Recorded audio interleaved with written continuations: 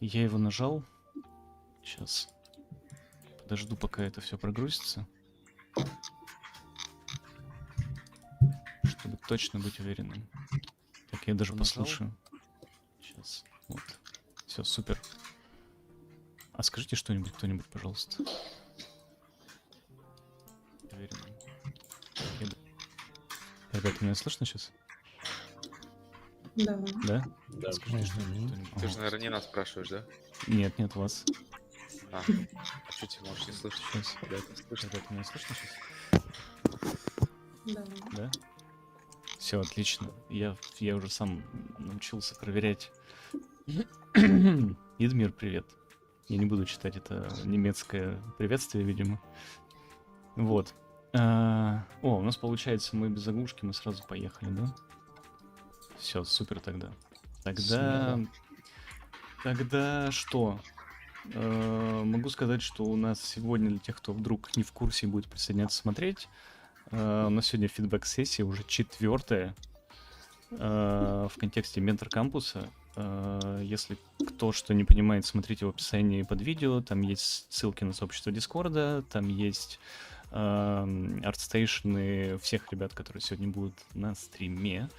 У нас сегодня Ксюша, Андрей, Лёша, Сережа. Можете всех, да. Сегодня звездный состав. О, Александр, привет. Мог бы и ты здесь быть тоже. Но ты не захотел быть счастливым. Вот, ладно. Это последняя фидбэк-сессия в этом году. Следующие будут в 26-м, да, у нас следующий год. Вот. Мы сегодня, так как работ довольно много накидали в Discord, постараемся... У нас получилось по 4 работы на человека. Вот. Мы, может быть, если уложимся во время, успеем все их отсмотреть. Если нет, то я могу сразу заранее извиниться, мы перенесем их на следующий раз. Так что слишком сильно не злитесь. Вот. Можете на меня злиться. Вот так вот. Ребят, ни при чем. Ребята устали все после рабочего дня. Вот, но тем не менее, собрались здесь, чтобы пофидбэчить работы. Вот, мы, как и в прошлый раз, сделаем 5 минут тайминг на фидбэк одной работы. Вот, постараемся следить за этим временем, потому что иначе это все растянется на многие часа, а у нас силы, скорее всего, закончатся раньше, чем мы закончим фидбэчить. Вот, поэтому в целом поехали.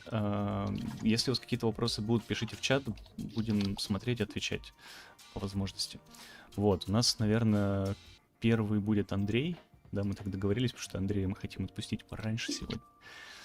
Ну, вот у нас, да, человечный стрим. Так, я пытаюсь шарить экран. Видно, да? И слышно, да? Да, Отлично. супер. Ну, тогда начнем. Время, деньги. Все дела.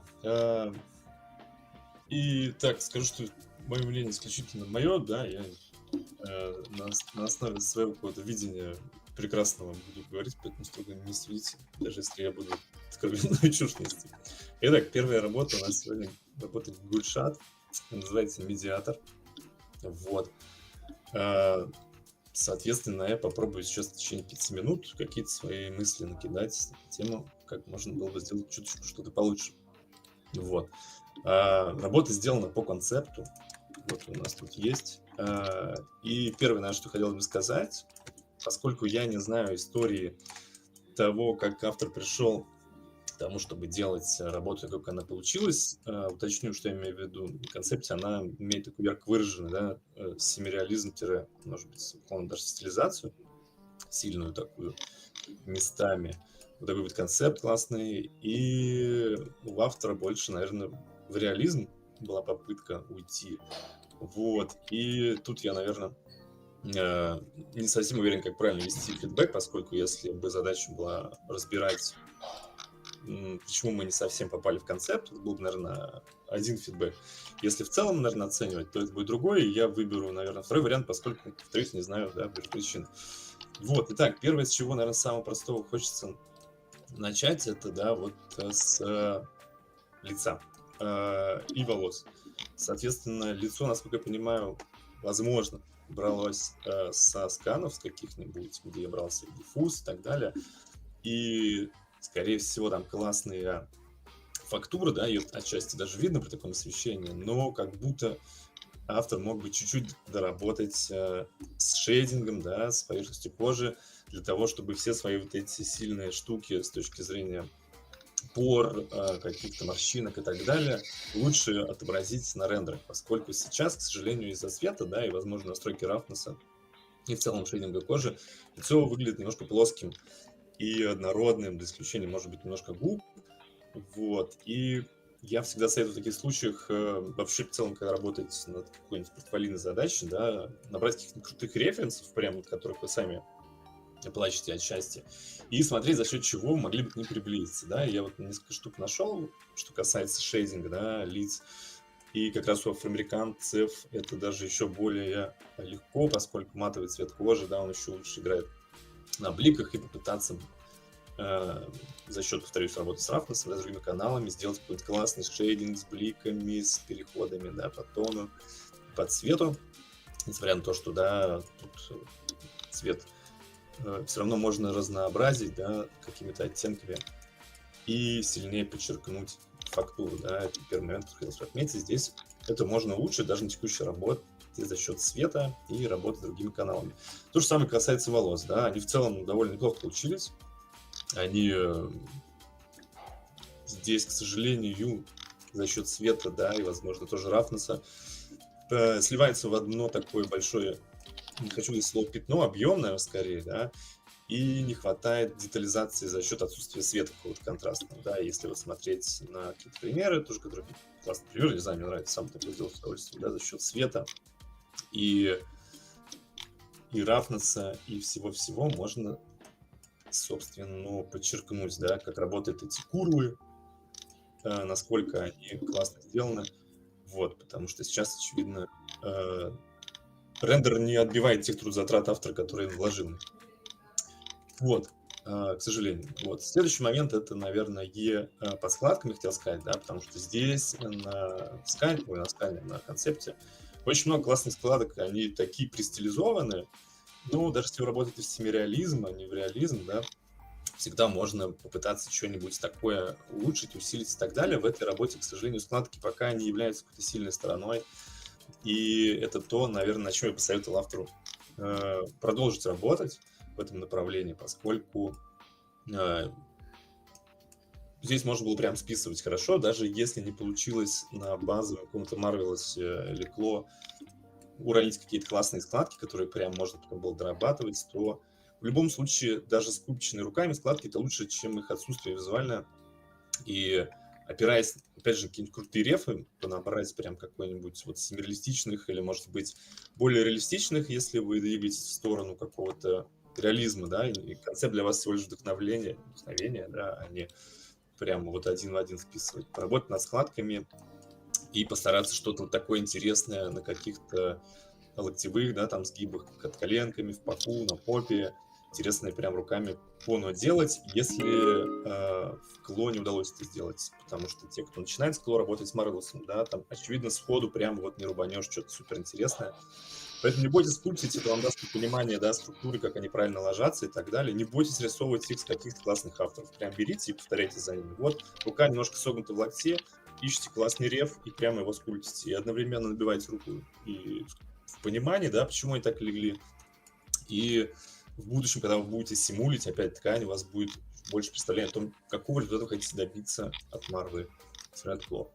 Так, дальше едем, потому что время — деньги. Текстуры, да, текстуры — это такая штука, которую всем всегда можно улучшать. Здесь я тоже это посоветую.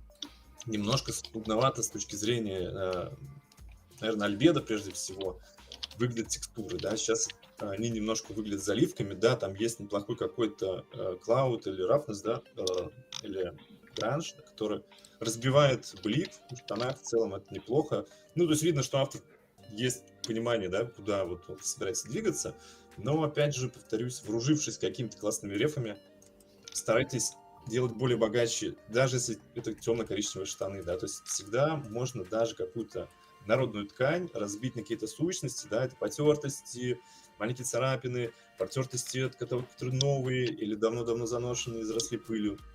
Даже если вы хотите прям сделать новые штаны, все равно не старайтесь что-то приносить. Вот классно есть реф, там я что-то кусок заскринил, да, вот относительно новой кожи, и посмотрите, насколько она богатая, да, как она работает на углах, как она работает в тени, потому что кожа, да, там более насыщенный цвет имеет, темный, как она ярко выходит там в оранжевый на сгибах. И даже если это не коричневые штаны, как здесь, старайтесь все равно это добавлять, потому что художественность вашу определяет и делает богаче в целом всю работу, картинку, и вас как художника больше продает. То есть вы знаете, да, даже как какую-то скудную гамму сделать интересной на текстурах.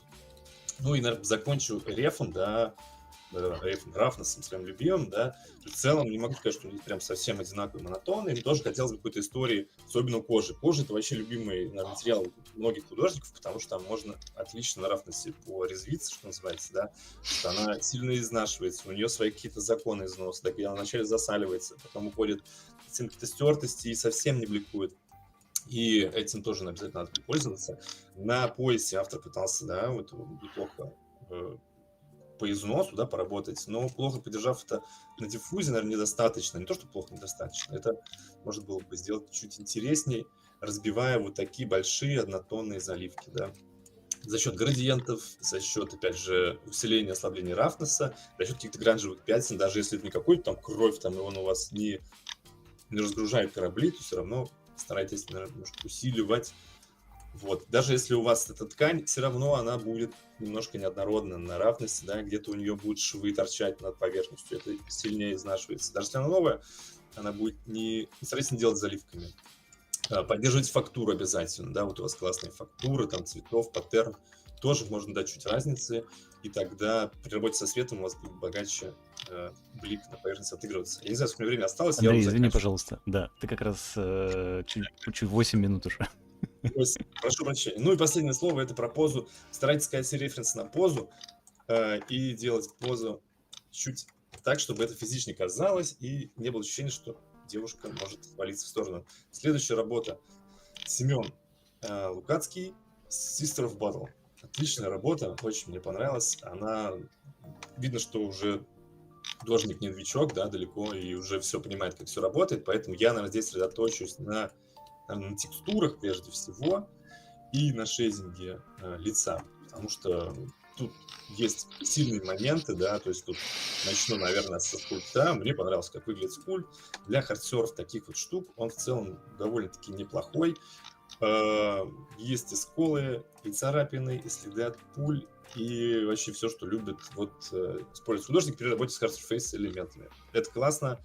Может быть, немного где-то дженерик выглядит, да, при работе с царапинами. Я имею в виду, что однотипный размер и так далее, но это уже я придираюсь. В целом работа смотрится целостно и хорошо.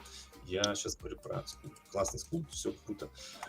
Что можно было в этой работе усилить, улучшить? Да? Прежде всего, наверное, я бы хотел остановиться на работе с головой, с шейдингом кожи, части к предыдущей работе. Да? Сейчас, к сожалению, за счет того, что свет немножко выжигает ей цвет лица, да, делает его тинтом в желтый, уводит. И там, скорее всего, есть классные фактуры. Мы знаем, что она есть, потому что автор выложил работу с скульптуром. То есть тут есть поверхность кожи, да, какая-то. Да, наверное, она немножко могла бы быть более интересной, если бы автор, возможно, бы чуть усилил работу каких-то сканов, да, потому что здесь она выглядит немножко так заливочно, я про поры кожи, да, то есть как будто одной кисточкой поработали. Я все-таки призываю всегда использовать все доступные методы, и самый один из классных комбинаций, да, это кисти плюс сканы, в которых много красивых, даже средних деталей, морщин и так далее. Так вот, да, за счет света, который выбивает, тинтит всю эту поверхность, лицо выглядит немножко пластиковым, и ему не хватает естественности, да, за счет чего мы можем получить немножко приглушить свет, сделать его, может быть, более рассеянным, да, и менее акцентированным, чтобы у нас не было каких-то заливочных таких элементов. Следующий момент — это использование, да, Soft Fill Scattering SSS, нашего любимого, который помогает избежать вот таких вот черных теней на коже, да, на мясе. Такого не бывает, потому что оно просвечивается светом, и в отличие там, от пластика, металла и так далее, не дает свету полностью не проходить. Поэтому обязательно используйте карту SSS, получаете ее за счет смещения от thickness и используйте на здоровье, сразу естественности вам придаст эта история. Вот. Следующий момент — это работа с другими каналами. Roughness тоже также надо контролировать, да, насколько вы хотите получить шейдинг кожи правильный, да, то есть он должен быть неоднородный, ну, в меру упитанный, да, чтобы у вас и водички не было, но и не было ощущения пластика, да. Здесь видно, что roughness есть, но из-за, возможно, этого же освещения в лоб немножко хуже читается. На других ракурсах я не нашел большую какую-то разницу, поэтому все-таки на свет, наверное, больше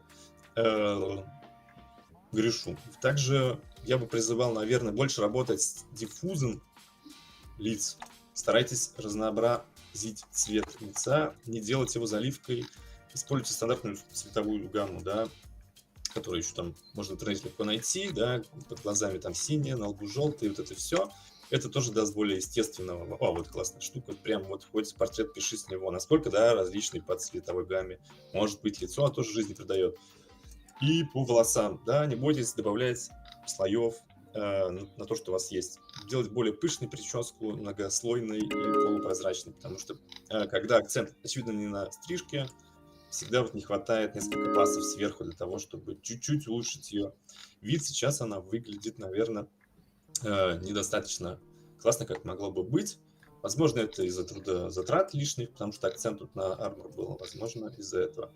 Вот, подача классная, по цвету мне нравится. Немножко пестрит, но это на мой вкус, да. Я, наверное, люблю более сдержанные какие-то цвета. Понятно, что по канону, возможно, Warhammer, да, это золото, это прям супер насыщенное, но я бы предлагал опираться на тоже какие-то крутые референсы, где все-таки даже золото, наверное, чуть менее интенсивно по saturation работает и чуть менее вот в какой-то символизм или что-то какую-то стилизацию носит, да, чуть материал более реалистичный, старайтесь подбирать по цвету в том числе.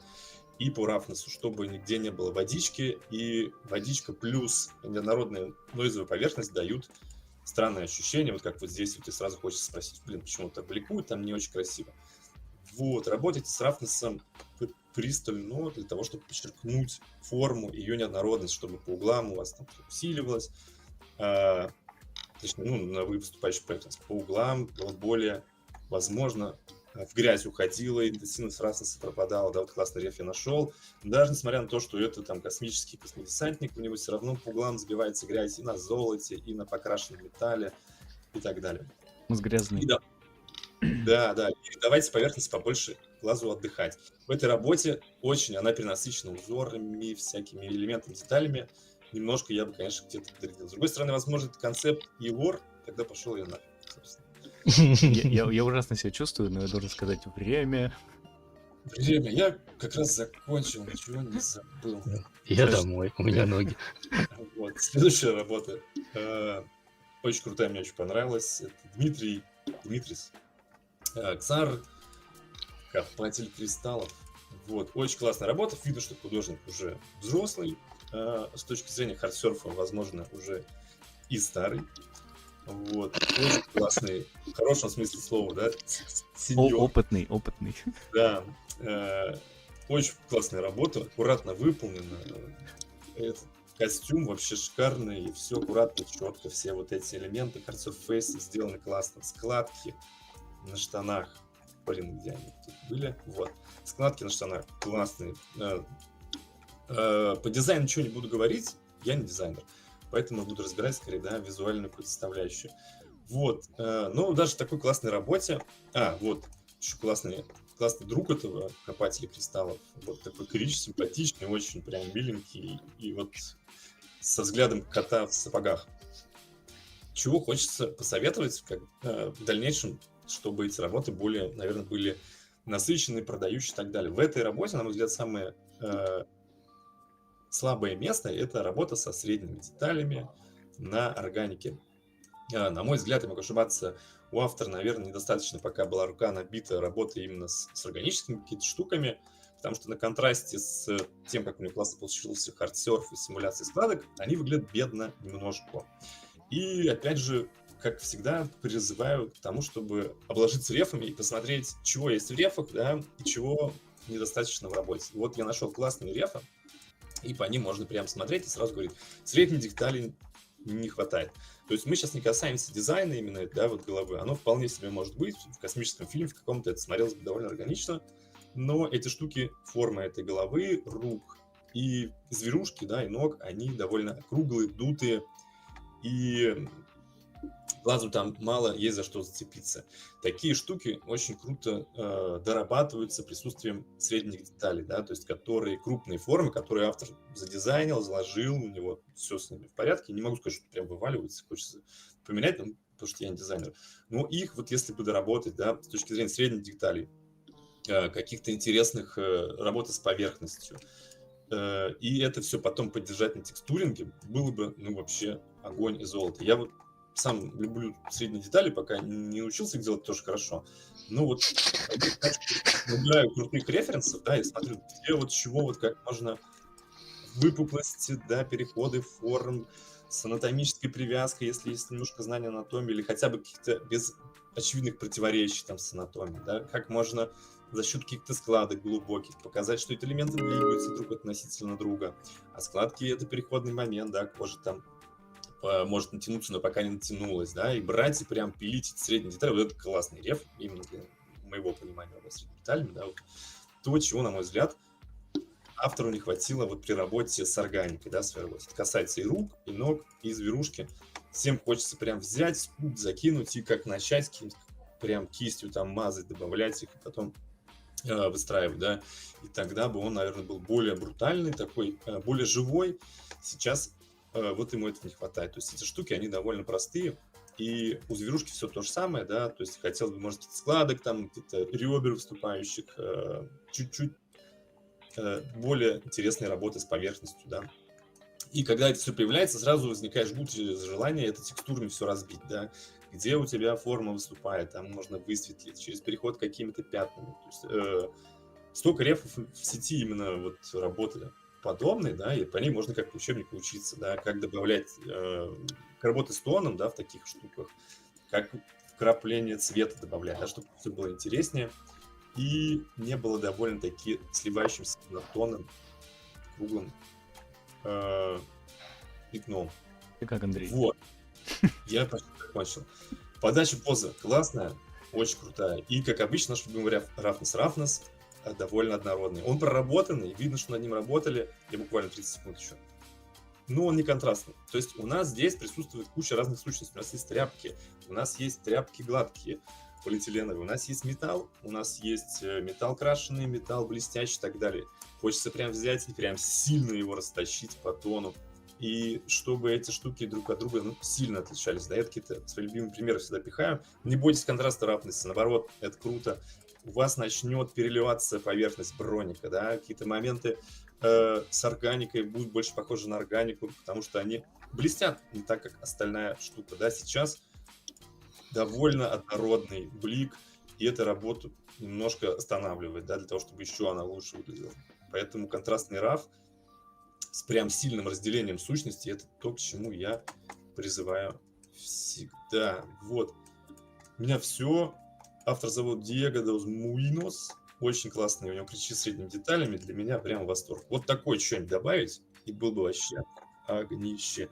Все, извините, что время сдержал. Я закончил. Спасибо. Андрей, это было идеально со всех сторон. Понимаешь, мне кажется, ты подготовился просто лучше всех. Вот, по таймингу супер круто. Я надеюсь, ребята, которые скидывали работу, было полезно. Вот, Андрей, если надо бежать, мы тебя не Могу держим, скинуть отпускаем. реф потом кому чат какой-нибудь, вдруг Мне интересно скидывай все, пригодятся, я... тем, кто складывал работы, вдруг интересно почитать на реф, я их могу скинуть. Да, ты можешь Скинь, Дискорд кидать, собственно. Там есть раздел с персами, и туда можешь закидывать. Все супер, спасибо большое. Мы тебя не держим, если надо бежать. Спасибо, ребята. Всем хорошего стрима. Спасибо.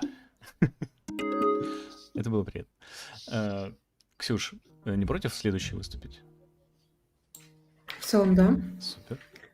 Будет довольно контрастно после Андрея. У меня чуть меньше референсов, но много пэшена.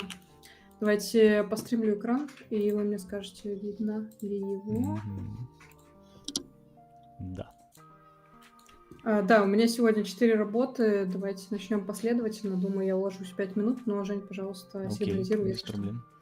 Значит, первая работа у нас сегодня – это материал древесины и доски к нему. Я немного с этой работой знакома, потому что мы с Димой работаем в менторстве вместе.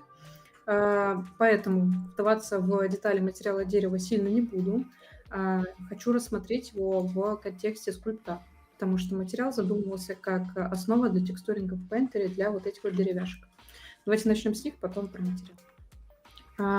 Что могу сказать про скульпт? Классно сейчас начата работа с фактурой и с силуэтом ассетов. Однако мне кажется, что сейчас местами выглядит намято. То есть, например, вот на этой деревяшке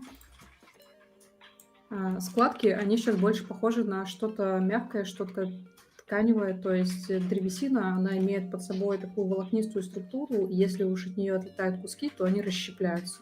Собственно, слово «щепки» все знакомы. Фактура лучше такого рода. То есть у нас как будто вырываются куски из дерева, а намятости, они свойственны скорее чему-то более мягкому, чему-то более податливому. Вот, это, наверное, первый коммент, что скульпт можно еще доработать по фактуре.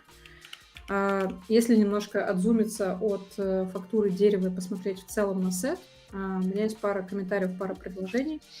Во-первых, сейчас со средней дистанции довольно одинаковые, однородные силуэты. О чем речь? Если мы делаем доски, да, было бы классно, если мы делаем сет, сделать разнообразные вариации. Сейчас вариации, которые у нас здесь присутствуют, это легкие чипы, легкие вычитания по краям. Такая вот интересная, как это сказать, вычтенная деталь, да, и чуть-чуть острых краев.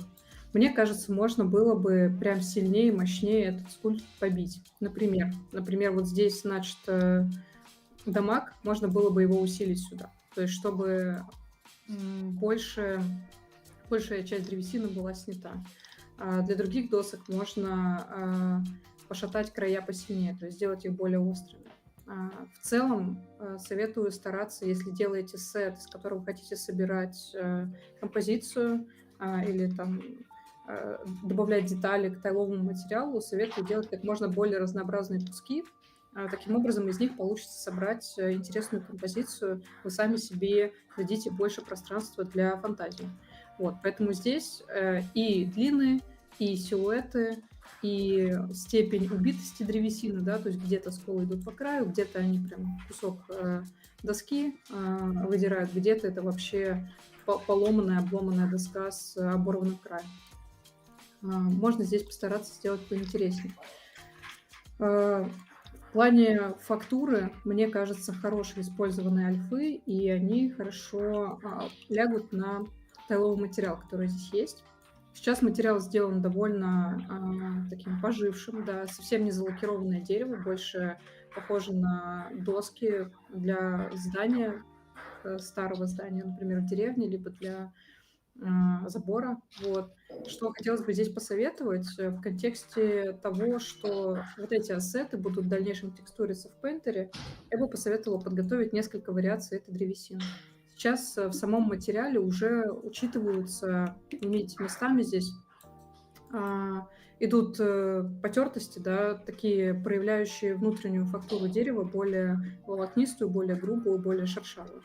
Я бы предложила сделать два материала. Один из них — это чистое дерево, чистое, красивое, спокойное дерево с легкими там трещинами. И второй вариант — это, собственно, внутренняя часть дерева, ее, ну, вот эти вот элементы, внутренняя фактура. Она будет более волокнистая, более неровная, более рафнесовая.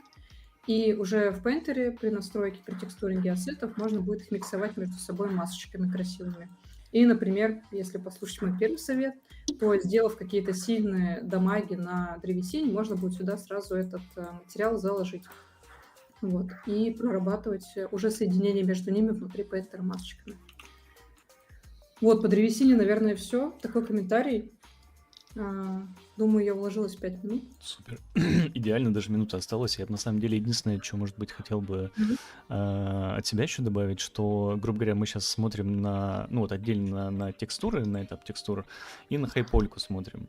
То есть вот то, что Ксюша говорила про там работу с формами, там дамаги всякие и так далее, не забывайте, пожалуйста, что вы еще можете на этапе лоу-поли немножечко поиграть с формами. Вот, понятно, что это очень сильно зависит от того, как вы подготовили хайполе для этого. Вот, но там условно там закрутить доску немножко винтом, сделать ее чуть-чуть не совсем ровной, да, потому что шейдинг, когда вы будете собирать, ну, из этого что-то, не знаю, пол или там какой-то забор, да, или там кусок стены какой-то, вот, когда у вас будут перепады именно на формах, то есть когда вы с геометрией работаете уже на лоу-поле, вот, это при подсвечивании всего этого в локации, оно будет гораздо интереснее смотреться. Вот, просто как бы такой совет, что не забывайте, что лоу-поле это не просто сделать легкую геометрию, вот, а в то же время еще и постараться с формой поработать дополнительно. Соглашусь, поддерживаю полностью. Спасибо, Жень. Да. Супер, тогда, да. Еще что-то хочешь Давайте. сказать? Здесь все. А, Всё. ну ты хочешь сразу по всем своим пробежаться, или отдохнуть хочешь? Слушай, я бы пробежалась по всем, вот, Окей, пока заряд хорошо. есть, Давай, если да. это окей. Давай. Давайте сегодня следующая работа — это ваза. Здесь был запрос от автора на то, что текстуринг сделан практически по рефу, то есть есть желание повторить. На это посмотрим. И запрос на комментарий к рендеру посвящения. Давайте пойдем последовательно. Про текстуринг круто получилось. Давайте поближе покажу. Мне очень нравится. Характер вазы похож на то, что на референсе, и в целом похож на керамику. Это самое важное, мне кажется. Неважно, попали ли вы прям точь-в-точь в референс, важно, чтобы материал отыгрывал корректно, потому что мы делаем его в 3D, мы используем разные карты, цвет roughness. Здесь roughness, кстати, сделан хорошо. Мне понравилось, что фактура здесь неоднородная, с использованием тонких пятнистых найзов, которые как раз свойственны керамике, пористой и неоднородной. Вот. Раз уж можно придираться, я немножко попридираюсь. Давайте сравним здесь проработку рисунка. Мне кажется, что, поскольку ваза древняя, и ее прям нарочито... как нарочито? Короче, можно попробовать повторить нарочитую неровность кисти, которые расписывали эту вазу. То есть я смотрю здесь на вот эти треугольники, они красиво с выравниванием сделаны в Painter. Однако в случае этой вазы это не выигрыш, а скорее упрощение того, что мы видим на референсе. Я бы предложила автору прям расслабиться, взять кисточку с давлением и вот попробовать повторить такие неровные, с утолщениями линий, кайфануть, порисовать как ребенок, и мне кажется, это придаст дополнительного шарма этой работе. То есть здесь прям хочется чуть... извиняюсь. Чуть подробнее или наоборот чуть попроще, да, обойтись с самой графикой рисунка. Вот. Тут вот точно была попытка сделать это более свободно, но получилось, мне кажется, слишком свободно. Короче, на самом деле, думаю, что решение этого вопроса в том, чтобы взять графический планшет, если есть такая возможность, и попробовать нарисовать все эти же узоры с эффектом давления кисти, да, чтобы утолщение и утоньшение, естественно, следовали движению руки. Вот. В чате предлагают левой рукой рисовать.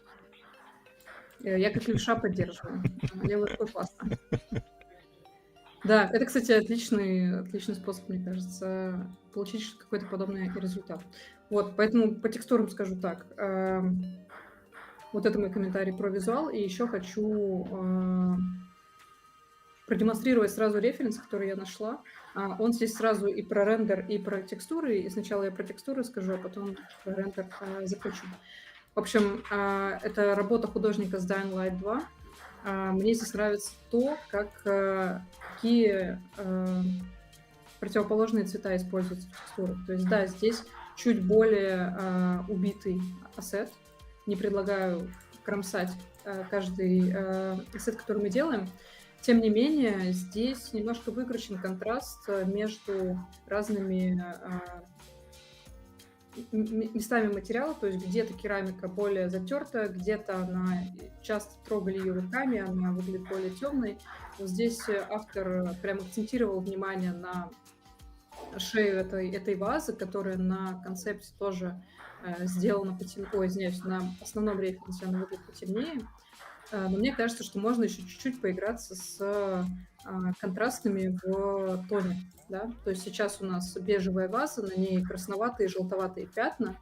Если мы посмотрим на референс на работу художника с Dying Light, у него здесь используются синеватые и зеленоватые оттенки на контрасте с бежевой керамикой, и мне кажется, это очень выигрышно смотрится со средней дистанции, и можно попробовать таким образом свою работу сделать чуть поживее.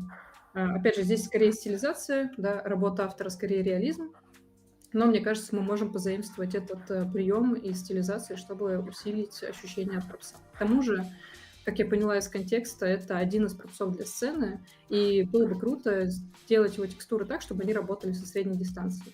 То есть я бы сейчас добавила чуть больше контрастов и чуть разнообразнее сделала бы цветовую палитру, чтобы у нас не заваливалось в сепию по цвету этот ассет.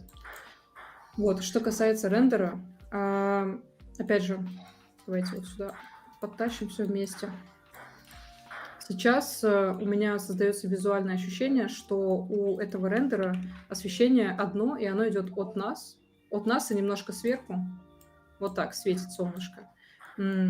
И из-за этого создается такое фейковое ощущение игры старой, знаете, когда вот один ассет, он подсвечен одной лампочкой, все, больше никакой информации нету, причем свет довольно в лоб, да, то есть он прямо от нас светит. Я бы посоветовала тоже поискать, порефаться ассеты, которые нравятся визуально, и подумать, в чем их причина. То есть, например, вот взять даже этот ассет. Здесь есть источник света, но он расположен немного сбоку, из-за этого появляются классные полутени, классные тени, которые дают объему выйти на свет. Да? Не бойтесь свой ассет немножко затемнить слева-справа, снизу-сверху, дайте ему акцентный свет. Если технически говорить, то я бы поступила так.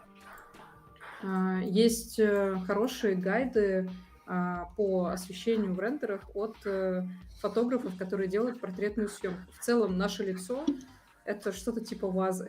Да? Когда мы хотим его красиво подсветить, у нас используются ровно такие же приемы, как у художников-портретистов.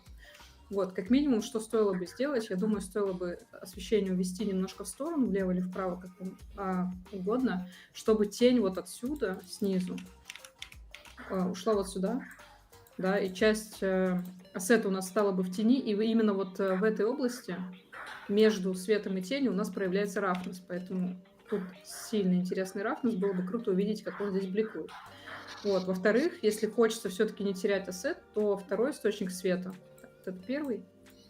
Второй источник света я бы разместила совсем сзади лампы, прямо вот отсюда вот сзади, чтобы он подсвечивал края и создавал легкий тримовый свет, который подчеркнет силуэт пропса. Вот. Здесь, кстати, такого нет, здесь больше рендер направлен на реализм, вот. Но тем не менее дополнительный свет может убрать слишком темные тени и сделать их помягче. Вот, здесь ассет, он такой более мягкий, более спокойный по форме. Здесь вообще у меня ощущение, что сделан на панораму. То есть, если мы посмотрим на этот ассет, тут есть пятна акцентного света, то есть несколько источников как будто. При этом идет вот свет, потом тень, потом снова свет. То есть так обычно в Painter работают какие-нибудь студио, панорамы, которые создают несколько источников света, имитируют софтбокс и так далее. Вот. Можно начать с того, чтобы подобрать хороший HDR, либо хорошую студию HDR-ку, посмотреть, как ассет выглядит при нескольких источниках света, и потом локально настроить уже под свои задачи. Вот, так что мне кажется... Спасибо. Как раз закончила. Мне кажется, что если чуть поработать добавить источников света и покрутить их не только в оси нашего взгляда, но и повыше, пониже, сзади, спереди, можно получить очень любопытный результат. Здесь все. Да, спасибо большое. Знаете, можно я сейчас немножко с автопом влезу? Да. Есть один очень наглядный прием, который я случайно где-то увидел, не помню, в каких-то коротких видео, либо в шортсах, либо в ТикТоке. Ксюша, могу попросить тебя сейчас отключить экран чуть-чуть? Давай, чтобы да. просто картинка моя была чуть побольше. Грубо говоря, когда вы смотрите на объект и светите на него вот так, да? Сейчас тут, наверное, слишком пересвечено. Короче, на нем ничего интересного нету. Вот. Но когда вы немножко поворачиваете свет, у вас уже начинает появляться фактура, какая-то, вот, и вы сразу начинаете видеть объем. То есть обычно, ну, это советуют, типа, как фотографировать для Инстаграма. Вот я с этим влез на стрим, да. Вот, но это очень хороший прием на самом деле. И очень наглядный. Когда вы ставите свет немножечко сбоку, да, мы сейчас просто с одним источником работаем, то у вас сразу появляется объем. Наверное, не лучший пример, может быть, даже с кулаком будет лучше как-то вот так вот. Вот. То есть вот так картинка плоская, вот так у нее читается объем. Неважно, как там сверху ставите, снизу там. Этот объем считывается. Вот, у вас появляются там тени, длинные тени там и так далее. Полутени и так далее. Все. А еще мы сейчас разучим танец. Так. А можешь вернуть картинку? Я сейчас еще кое-что скажу, Конечно. маленький комментарий. Просто у меня просто глаз зацепился, как человек, любящий всякую древность. На самом деле на изначальном рефе, на который опирается художник, там лошадка. Ну, то есть у нее хвостик толстенький, у нее ножки такие толстенькие, и вот эта штука — это голова. А сейчас это как будто чувак, который, знаешь, такой, как в мультике, прыгает в бокс с двух треугольников. Вот, то есть немножко, как это, потеряна смысловая нагрузка, что это животное. Вот. Да, как будто я согласна. Анатомия присутствует, надо соответствовать. Да, да. Я думаю, на самом деле, потолще линии, чуть поспокойнее, посвободнее рисунок, и оно заиграет. Может, конечно, ты не лошадка, но кто-то такой. Верблюдик там, не знаю. Некое животное, да. Я быстренько из чатика зачитаю. Автор писал, что он варп использовал. Вот, но я хочу просто сказать, что варп, он все-таки им лучше не сильно усердствовать, надо понимать, где его лучше, где его можно применять, а где нет. Это в контексте, Ксюш, того, что ты говорила, что рукой немножечко больше такой художественных мазков внести. Вот, варп не совсем хорошо работает для всех ситуаций, потому что он все-таки оставляет вот это ощущение искусственности. Иногда, если мы говорим про какой-то handpaint. Вот. Дальше просто хотел прочитать комментарии. Разбор материалов очень интересно слушать. Настя пишет: я фанат Ксюши, нашла канал Жени Метрокампус через ее стримы, на них очень много полезной информации было. Вау, Вот. спасибо. Это, да, комплиментики. Приятно. Вот, можем двигаться к следующей работе. Давайте двинемся дальше. Так, здесь у нас работа от Мир Фоста. Извини, не знаю имя. Давайте так. Вот это работа. Вот это основной референс. Ну, первое, что я скажу, очень круто выглядит. На мой профессиональный любительский вкус материалы очень сочные, крутые. Здесь много деталей. Еще дополнительно скинул человек, автор, чтобы продемонстрировать, насколько они крутые, насколько свет хорошо с ними работает. Было сложно придираться, но я найду парочку вещей. Во-первых, пару раз мне в глаза попалась вот такая зашарпленная текстура. Она контрастно выглядит на фоне незашарпленной текстуры. Ничего против не имею зашарпленных текстур, если они применяются с определенной задачей, да, например, у нас, не знаю, очень мыльный рендер, и нам нужно немножко подвытащить это все. Но стоит следить за тем, как это смотрится в общей сцене вместе. То есть и здесь у нас потрепанная краска, и здесь у нас потрепанная краска, но здесь она очень контрастная, зашарпленная. Из-за этого создается ощущение, что то ли эта текстура перекручена по качеству, то ли это недокручено. Хотя отдельно смотрим, и здесь очень крутой материал, к нему вообще очень сложно придираться. Вот. Здесь парочка таких материалов, но в общем и целом, наверное, все. Давайте еще посмотрим на то, какой крутой переход.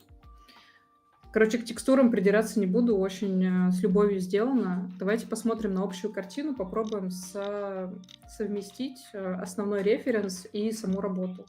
Я понимаю, что здесь много внимания было уделено тому, чтобы именно попасть в референс, да, то есть это не просто вдохновленная этой локацией работа, это прям один в один ракурсы и материалы. Что хотелось бы здесь показать, что немножко не срабатывает с средней дистанции локация сейчас. То есть если мы сравним Last of Us, понятно, что лучшие умы художников работали над этим, но тем не менее можно парочку моментов сравнить. Например, здесь очень акцентно уходит бленд из белого, почти залитого в ноль светом материала в темный, побитый материал. И здесь эти формы, они считываются прям со средней дистанции очень-очень круто. Для чего сделана? Игра у нас от третьего лица, если мне не изменяет память, и мы обычно смотрим на объекты с довольно далекой средней дистанции. Мы близко к ним подходим только вот если к стенке, да, ко входу. То есть все, что выше первого этажа, если мы не забираемся внутрь здания, мы видим только издалека. Сейчас мне здесь немножко не хватает контраста на средней дистанции. Я вижу, что здесь повторены эти бунды. Возможно, их стоит сделать прям смелее, прям жестче, да, древесину прям проявить посильнее, потому что здесь она как будто на полтона проявлена. Вот.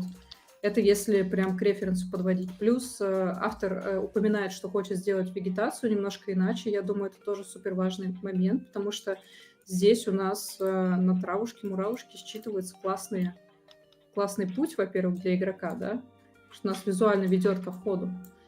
Вот. Во-вторых, силуэты тоже деревьев со стороны тоже нас сюда ведут. То есть сейчас в сцене, если воспринимать это как финальный рендер, не хватает вот этого сторителлинга направления. Из-за этого и задний дом вылезает и демонстрирует, что он еще не закончен. Тоже автор упоминает, что пока задний дом сделан чисто заливкой, тем не менее здесь больше акцента на наш светлый притягающий дом, меньше акцента на что-то заднее. Вот, поэтому с вегетацией все точно стоит поработать по композиции. Вот. А так, ну, по-моему, очень крутая работа. Ей осталось прям совсем чуть-чуть, чтобы стать постом на ArtStation. Маленький комментарий еще дам. Автор прикладывает видео. Я не уверена, что если я запущу его на стриме здесь, то оно хорошо отыграет. Но в этом видео демонстрируется то, как автор крутит настроечки бленда, и там проявляется больше древесины, меньше, меняется цвет, тинт. Дело в том, что когда я смотрела в не супер хорошем качестве, как, скорее всего, будут смотреть все на ArtStation, во второй половине видео, где художник показывает, как он меняет легкие тинты и легкие настройки, мне было вообще не видно, что именно происходит. Решением для такого недопонимания я предлагаю поместить шейдер, картиночку шейдера прямо на экран на видеозаписи, для того, чтобы можно было видеть, что вообще меняется. Вот. У меня есть пример. Сейчас я его... вот. Ой, я вас показываю. Так. Блин, нет, у меня примера нету. Извините, я скинула не в ту папку. Короче, я скину потом в чат, наверное. Вот. Просто достаточно, на самом деле, на экране вывести вот сюда материал, который крутишь, и показать вот все эти ползунки, красиво их назвать, там, чтобы было понятно, что вообще меняется на сцене. Ну и, конечно, предлагаю сократить видеоряд до 15-30 секунд, потому что если мы говорим про каких-то HR, которые хотят посмотреть наши работы, ну, условные HR, там, уже, может быть, арт-директора, у них не так много времени досматривать до конца видео. Покажи самое эффектное в первую секунду, остальное можно скриншотами или какой-то текстовой историей. Вот. Тут больше про level art, наверное, Женя сможет дополнить меня. Может быть, попозже. Я скажу, наверное, сейчас, да. Переход к клиповому мышлению, да, он на все распространяется, в том числе и на ArtStation, да, все смотрят 15 секунд максимум, 10, этого достаточно уже. Вот.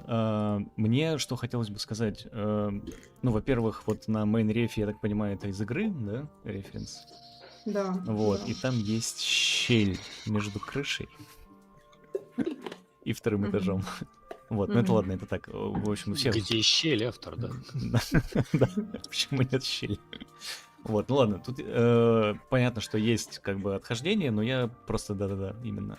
Я хотел глобально сказать, что я соглашусь абсолютно, мне работа тоже очень понравилась. Она, ну, во-первых, у автора очень неплохое художественное представление того, как можно делать там объекты, локации и так далее. Вот, как минимум, вот повторять исходные референсы. Но я также здесь еще чувствую то, что есть внутренний такой уклон в техническую сторону. Потому что так заморочиться, так разобрать подход, который выкладывался там на ArtStation от художников, из Санта-Моники, вот, и повторить его неплохо, да, потому что вот здесь очень хороший баланс, в общем, у художника. Вот это, на самом деле, важная штука, которую мне показалось нужно отметить. Вот, но в целом, опять же, не знаю, какая изначально была задача, может быть, действительно показать именно вот этот разбор по частям этого пайплайна, да, и показать его применение.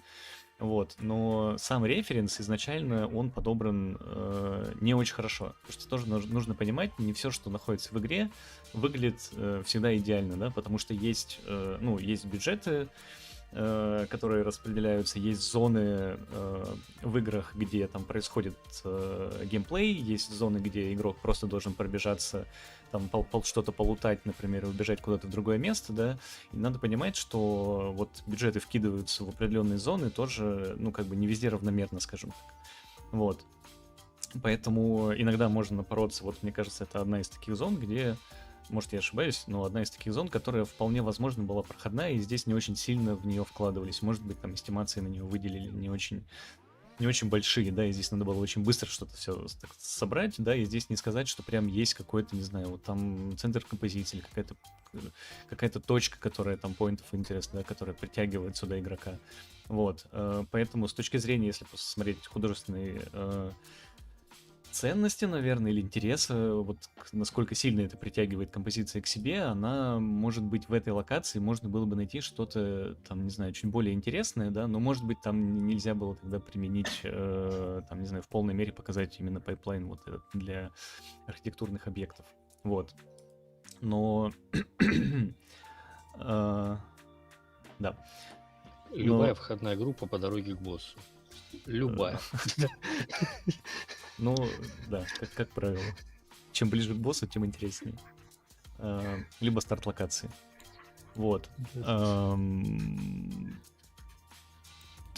У меня просто вот почему я в эту сторону начал мысль развивать, потому что здесь есть ощущение вот такой как бы небольшой стерильности, то есть изначально художники в игре не стали слишком много тратить времени там на дрессинг какой-то, да, вот, там как-то сильно там историю рассказывать, да, или что-то здесь как будто бы там произошло, да, просто, грубо говоря, такой дефолтный дом, в котором особо как бы ничего не происходит. Вот, он такую минимальную базовую функцию в игре выполняет, и этого тогда для игры было достаточно.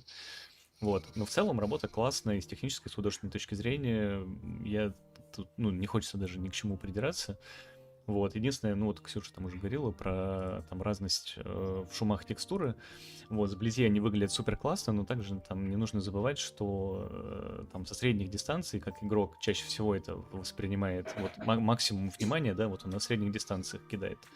Вот, здесь очень важно работать вот этими крупными пятнами, да, вот они очень хорошо сделаны на оригинальном референсе, да, вот там левый верхний угол, у него есть темное пятно, правый нижний угол, да, вот для баланса композиции он покрыт там зеленью, вот. То есть вот эти места, эти пятна, да, вот общие такие мазки, их тоже нужно учитывать.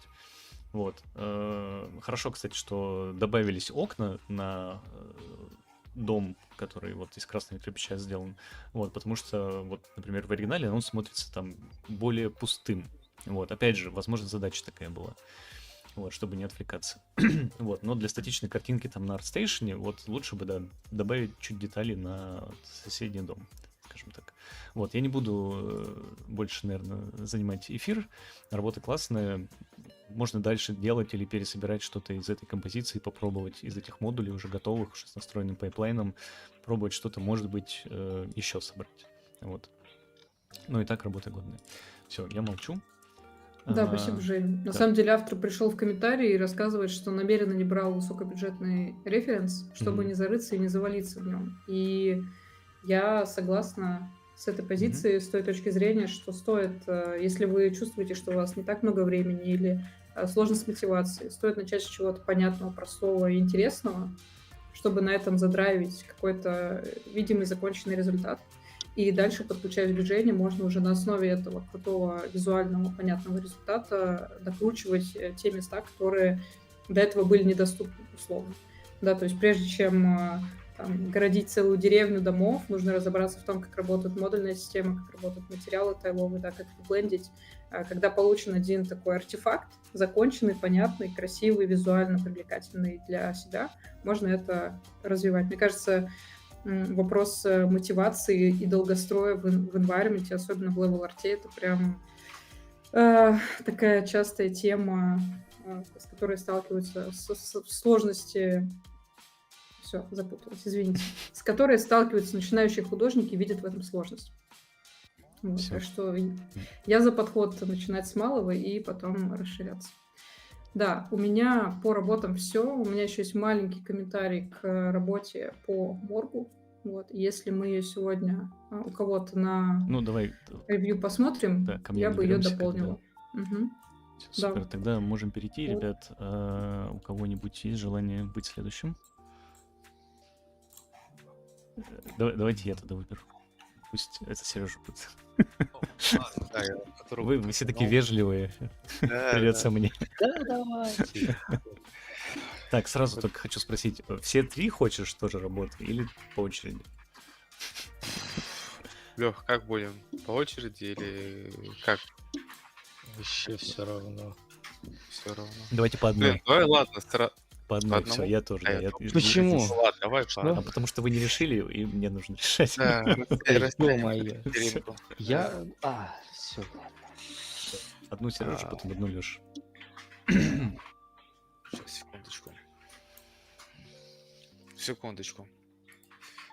У меня тут причинческие технины. Не подготовился. А как? У меня просто много вкладок открыто. Я чё тут?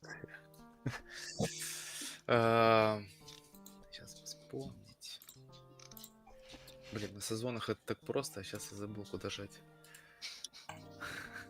Шо жмать? Да, жмакать. А, Да, видно. Да, хотелось бы эту работу разобрать, потому что что-то она мне так немножко запала в душу, потому что тут про дизайн немного. Интересуюсь чуть-чуточку дизайном. Единственное, к сожалению, Жень, не можешь посмотреть, кто автор, а то я что-то запарил. Я обязательно посмотрю. Нажми, пожалуйста, скрыть внизу на белой вот этой штуке. Да, Вот всё так. скрыть. Насколько я помню, что автор типа придумал эту всю историю сам.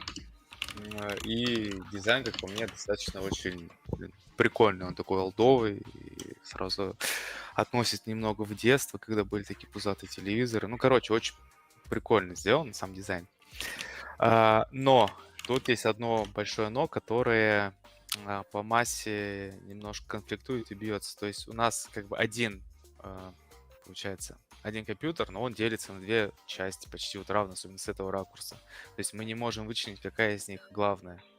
Я бы в таком случае предложил именно вот эту часть, ее загнуть и сделать по форме как экран. Тогда он будет более комплексно смотреться и как, ну, то есть у него будет общее это движение формы, такое изогнутое, и не будет конфликтовать здесь, потому что движение есть, но вот здесь оно нарушается. Тут либо его надо уже делать меньше, либо вот, ну, изгибать примерно вот в таком вот контексте. Что хотелось бы отметить из очень крутого, что ну, вот я любитель просто в своих тех же проектах делать, это вот технические вещи всякие, обращать внимание. Вот эта ручка, за которую берут, это просто очень крутая вещь, то, что ее предусмотрели, ее сделали, почему-то прям вот сразу. Я прям вот сразу вот это Хочется потрогать.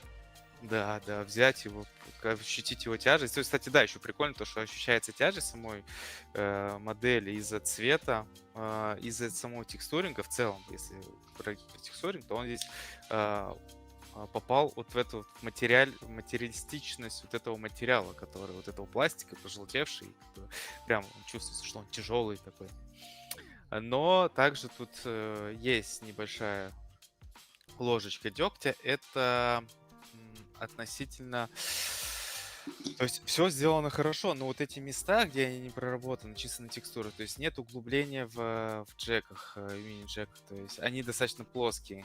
Плоские здесь, плоская кнопочка, нет отбивки по геометрии вот этого открывания для кассеты, я так понимаю. Также ничего для вот... Тут, наверное, дискета, скорее всего. а не Full Серега, HD. извини, вот там вот порты, которые вот эти вот VGA-шные справа внизу, они там пины геометрии сделаны? Ну, да, это Или... геометрия. Не-не, именно вот сами пины вот эти вот... нет, Ге- забейканы вроде как. Ну, здесь забейкано, а здесь геометрия, скорее всего. Ну, это Показалось. надо уточнить. Надо Не, сеточку они смотреть. геометрия, они А не геометрия. геометрию, вон там Да, тень какая. видишь, тенька. Вот. То есть вот здесь вот отбито, а здесь не отбито. Хотя вот это лицевая сторона. Здесь надо было прям самый сок, самый жир дать. И также можно было ее еще чуть-чуть потемнее сделать, вот эту вот пластиковую накладку.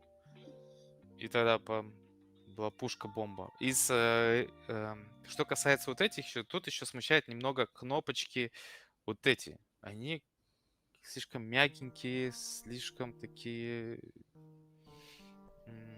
непрожимаемые, что ли, по ощущениям. Потому что хочется что-то, чтобы было более такое, ну, квадратное, твердое, с острыми гранями, такое более... Здесь они достаточно мягенькие. Хочется более жестких краев у самой формы.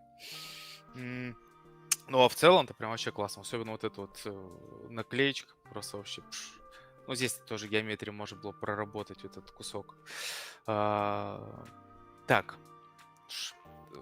Все, с дизайном закончили. Прикольный, классный дизайн. Ну, в большой форме можно было немножко подкорректировать, но в целом прям вообще класс. По вот этой части, ну, это существующий аппарат, поэтому тут вопросов к нему вообще ноль, с учетом того, что заднюю часть прям хорошо проделал, что все забивают на заднюю часть, там, ну, тебе вообще, я так понимаю, была цель показать его со всех ракурсов, поэтому ты прям, ну, чуть-чуть видно, что кайфанул, когда делал детализацию у него, ну, и затекстурил. Ну, текстуринг его прям классно смотрится совместно с этой штукой по материалам, хорошая читаемость материалов. Динь-динь. Есть. Сейчас. Короче, по материалам очень хороший материал. Единственное, что курватура здесь можно было немножко прибрать и не делать такую ее явную. Вот эта часть отлично, вот с этой надо немножко поработать, дать немножко грязи, может краску, убрать вот эту явную курватуру и в целом чуть-чуть там еще царапинок дать. И тогда они в целом будут смотреться. Из общего вот этого всего выбивается стол. Стол, так как у нас время заканчивается, то скажу, вот он прям очень сильно выбивается, и ему не хватает такое ощущение, что вот здесь разрешение, и почему-то многие любят давать большой хайт на краску. Но она так в жизни, она как сейчас пластилин смотрится. Ее надо делать, наверное, менее... Чуть вот спокойнее нормалку просто. Да, спокойнее нормалку. Здесь убрать вот эту излишнюю хайт и в целом... Тексель чек. Когда, да, и когда вот уберешь вот эту хайт, посмотреть, как будет рафнес отыгрывать, потому что здесь есть, может, небольшой вопросик с рафом, но в принципе в целом норм. Смущает вот эта вот нормалка из референс. Ну, то есть, ну нету такого... Оно протерто, но в нормалке так жестко она никогда не отбивается. Сколы, да, жестче, да, но нормалка достаточно плоская в этих местах. Вот. Ты знаешь, когда ты хорошо долго работал, сделал один ассет, сделал второй ассет, все затекстурил, все сделал, а потом ты уже торопишься выкладывать, ты просто на скорую руку херачишь стол просто и такой, да сейчас, и вот он портит всю малину. Ну, да. Это как Или просто картинка взял с из своих конем. старых работ. Не, ну это еще в процессе, то есть это in progress, у автора, да, окей. он в процессе. спасен. Да. Но вот стол надо дорабатывать. Вот это, кстати, причем вот эта сама часть столешницы, она прям прикольно по диффузу сделана. По рафу можно где-то в углублениях дать более матовости, но в целом прикольно. Все, я, Ну, наверное, все же. Да, я хотел... Если У меня позволь- есть... Ну, да-да-да. Так, у всех все есть. Все хотят накинуться на Давай, стол. Ксюша, говори. Можно я не про стол, можно я просто про девайс, про сам. Стол меня Давай. как раз не Давай, у интересует, тебя меня да, интересует 60 девайс. секунд. Вот можно приблизиться к нему, пожалуйста. Давай. Вот сюда, да, отлично. На самом деле, я как раз здесь про дизайн. Дело в том, что он несколько неконсистентен в плане кнопок и всяких вот вещей. То есть кнопки клавиатуры замечательные, есть там кнопки еще где-то ниже, есть кнопочки самого флоппи диска там и CD-ROM или кем бы он там ни был. Вот. Но вот эти вот красные кнопки и размерность вот этих вот плей, перемотки, ревайндов и всего остального, она крупная. Она как будто вообще взяли из другого ассета и сюда засунули. И вот эти колесики шикарные, вот эти раз, два, и второй там есть еще у монитора, и мы вот с этого ракурса не видим, они очень крупные, Ну они да, как будто от какой-то игрушки Лего Дупло сюда вставили. Вот, на самом деле здесь с размерностью вот этих вот элементов надо поработать. Они сейчас выбиваются из контекста общего дизайна. да, я как раз тоже хотел об этом. Ну, написал, меня даже в пометочках Да. вспомнил. Да, их, ну, уже немножко сделать.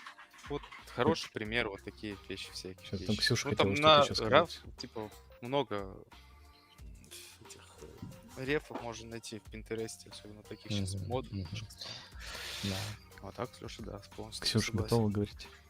Да, я хотела про стол. Меня так зацепил стол. Просто, на самом деле, мысленно подумать о том, что сейчас край стола выполнен в таком контрастном красном цвете. Красный цвет привлекает внимание у нашего человеческого мозга в первую очередь. Возможно, стоит выбрать просто другой цвет, чтобы глаз вообще не цеплялся за стол. Вот, то есть, мне кажется, фоновые объекты и объекты, на которых стоят главные герои сцены, должны быть максимально незаметными для глаз, то есть минимум на них внимания. Да. Вот. Может Ну, быть, опять- если бы он был не красный, то Сережа Не. бы и ничего не заметил. Не, я бы заметил. Я вот эту нормалку прям вообще, терпеть ненавижу. Просто, ну, тут может быть красный играет типа как кантовочку вот этих всех ассетов, которые внутри этого красного стола заключены и подчеркивают немножко вот эти красные кнопочки. Так, ребят, говорить коротко, это тоже талант. Нам тоже нужно его развивать. Да, я хотел сказать, что просто один просто моментик, его на самом деле можно на многие работы распространить. Это когда вы собираете особенно не очень новые и юзанные ассеты, вот всякие технологичные вот такие вот, да, всякими вырезами, там, с крышками там и так далее.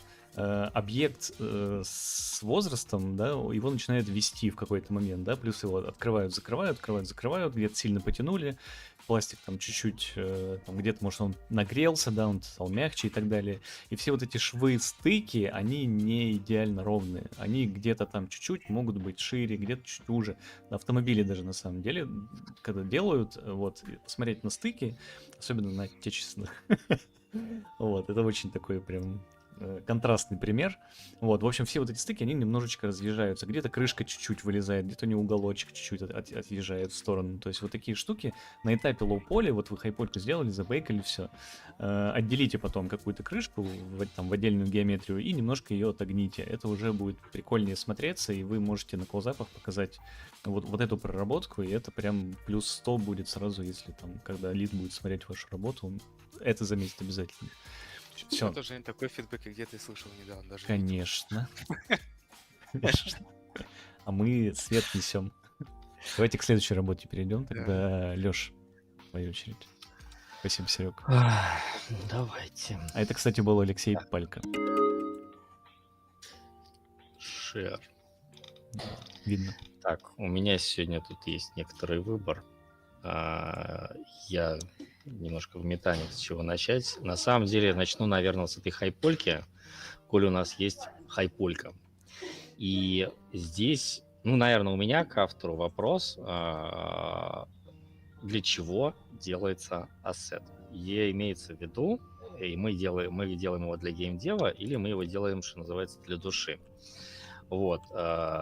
Если мы делаем для геймдева, в целом тут у меня вообще к астролябии вопросов к этой нету. То есть по всему хардсерфису, который здесь сделан, вероятно, нужно следовать тогда этой логике и предполагать, что он сделан такой, делать в условный гиперреализм или реализм. Сложно сказать мне вот так наскоку, потому что, допустим, вот листочки, они вроде бы уже как будто бы немножко такие подстилизованные по своим домашкам, а вся Астролябия, она довольно реалистичная. Но поскольку максимальной проработке здесь подвергся вот этот кейс, в котором стоит этот прибор, и ремешочек, и все остальное, то говорить, наверное, я буду о них. И говорить буду в следующем контексте. Здесь сейчас есть абсолютно такой стерильный surface, стерильные углы, формы, на которых накрошили мелкой детализацией. И, как мне кажется, это такая первичная ошибка, которая потом может стоить очень дорого. Дело в том, что начинать нужно, как всегда учили, учить будут, от крупного к мелкому. И если, судя по тому износу, который сейчас здесь применен у звера, у звера, то здесь прям... Не, я не могу сейчас использовать акцент. То здесь нужно начинать с истории. Ассет, походу, повидал уже виды, и если поглядеть на какие-то условные девайсы, мне сложно сказать, насколько человек хочет его составить, но даже взять какую-то коробку, ее немножко повело. У нее там подсъелась фасочка, у нее подсъелись они более мягко. Они не то есть, конечно, экстремальные примеры, там, да, вот здесь вот выколы какие-то, которые видны сразу, но в целом у дерева, да, которое повидало виды, а тем более это явно какой-то, я так понимаю, морской инструмент, все-таки похоже на какую-то такую астролябию. Если он уже побывал в море, то все равно здесь, в первую очередь, отрабатывают сначала фаски. Их можно умягчить, их можно где-то разбавить, где-то они подсъелись. Его открывали, закрывали, брали вот это все руками. Должны появиться где-то более мягкие, более острые грани, более ведущие. Само дерево. Я не сторонник накладывать... Опять, какую задачу перед собой ставит автор, если он прям уже точно знает, что будет его ждать в конце на текстуринге, это один вопрос. Но в целом здесь можно сначала отработать какие-то более мягкие формы, как волокна дерева шли, они там немножко погнулись, здесь тут что-то прожалось, тут проявить именно более крупные волокна, крупные детали вот этого дерева, не углубляясь совсем в волокна его в структуру, потому что вот это лучше оставить уже на Painter, например, потому что там будет просто больше контроля и свободы что-то поменять. Это мы сейчас говорили про крупные, про какие-то средние формы. Дальше вот эти мелочевки. Большой вопрос — это у нас что? Это скололась краска или это прям выколы в дереве? Если это скололась краска, то не совсем верю. Если это выколы в дереве, то тоже. Опять же, вот такую мелкую проработку, дотошную, прям вот таких деталей, честно, я бы оставил на Painter. Вам проще поиграть там с текстилем и добиться какой-то детализации, которая будет потом нормально с ним работать, чем обнаружить на этапе запечки, что у вас все это превращается в мыло. Или что придется запекать 8К, чтобы добиться из этого чего-то вменяемого. То есть здесь вот детализация, если посмотреть вот куда-то вот сюда, вот здесь она, более-менее адекватная, наверное, вот такой на этой штучке. Где-то здесь вот я видел металл. Иди сюда. Где-то здесь были какие-то металлические детальки. Вот тут. Почему такое качество? Вроде только что недавно было хорошее. Хорошо видно. Вот прям, даже на стриме. вот там погрызено, прям вот, ух. Вот, что касается... на коже здесь вот уже все торцы уже отбиты.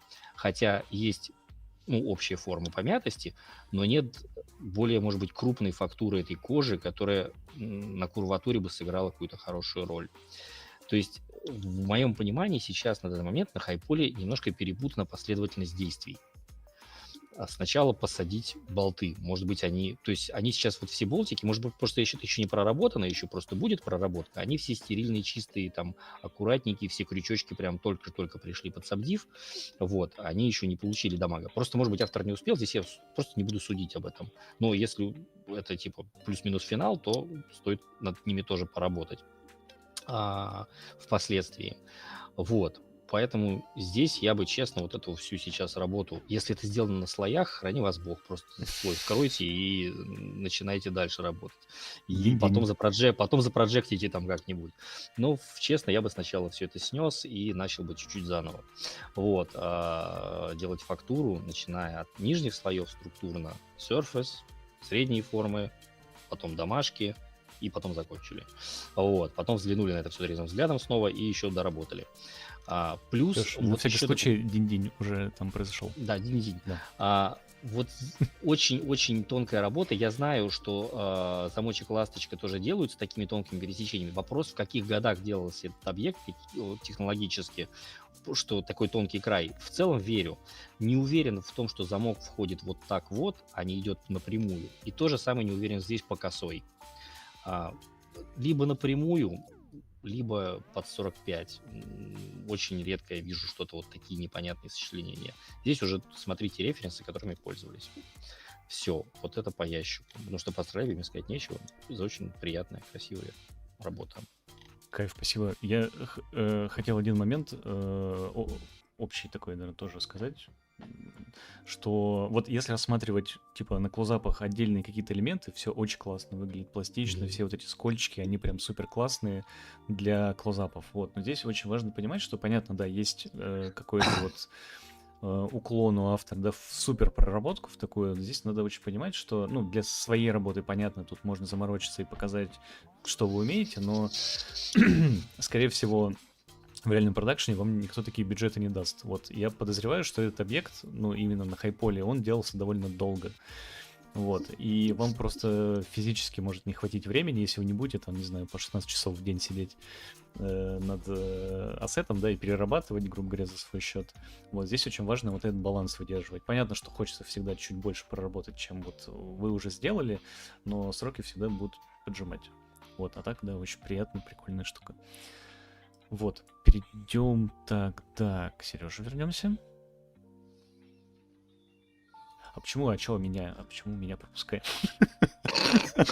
Я забыл совсем, у меня там сколько? 6.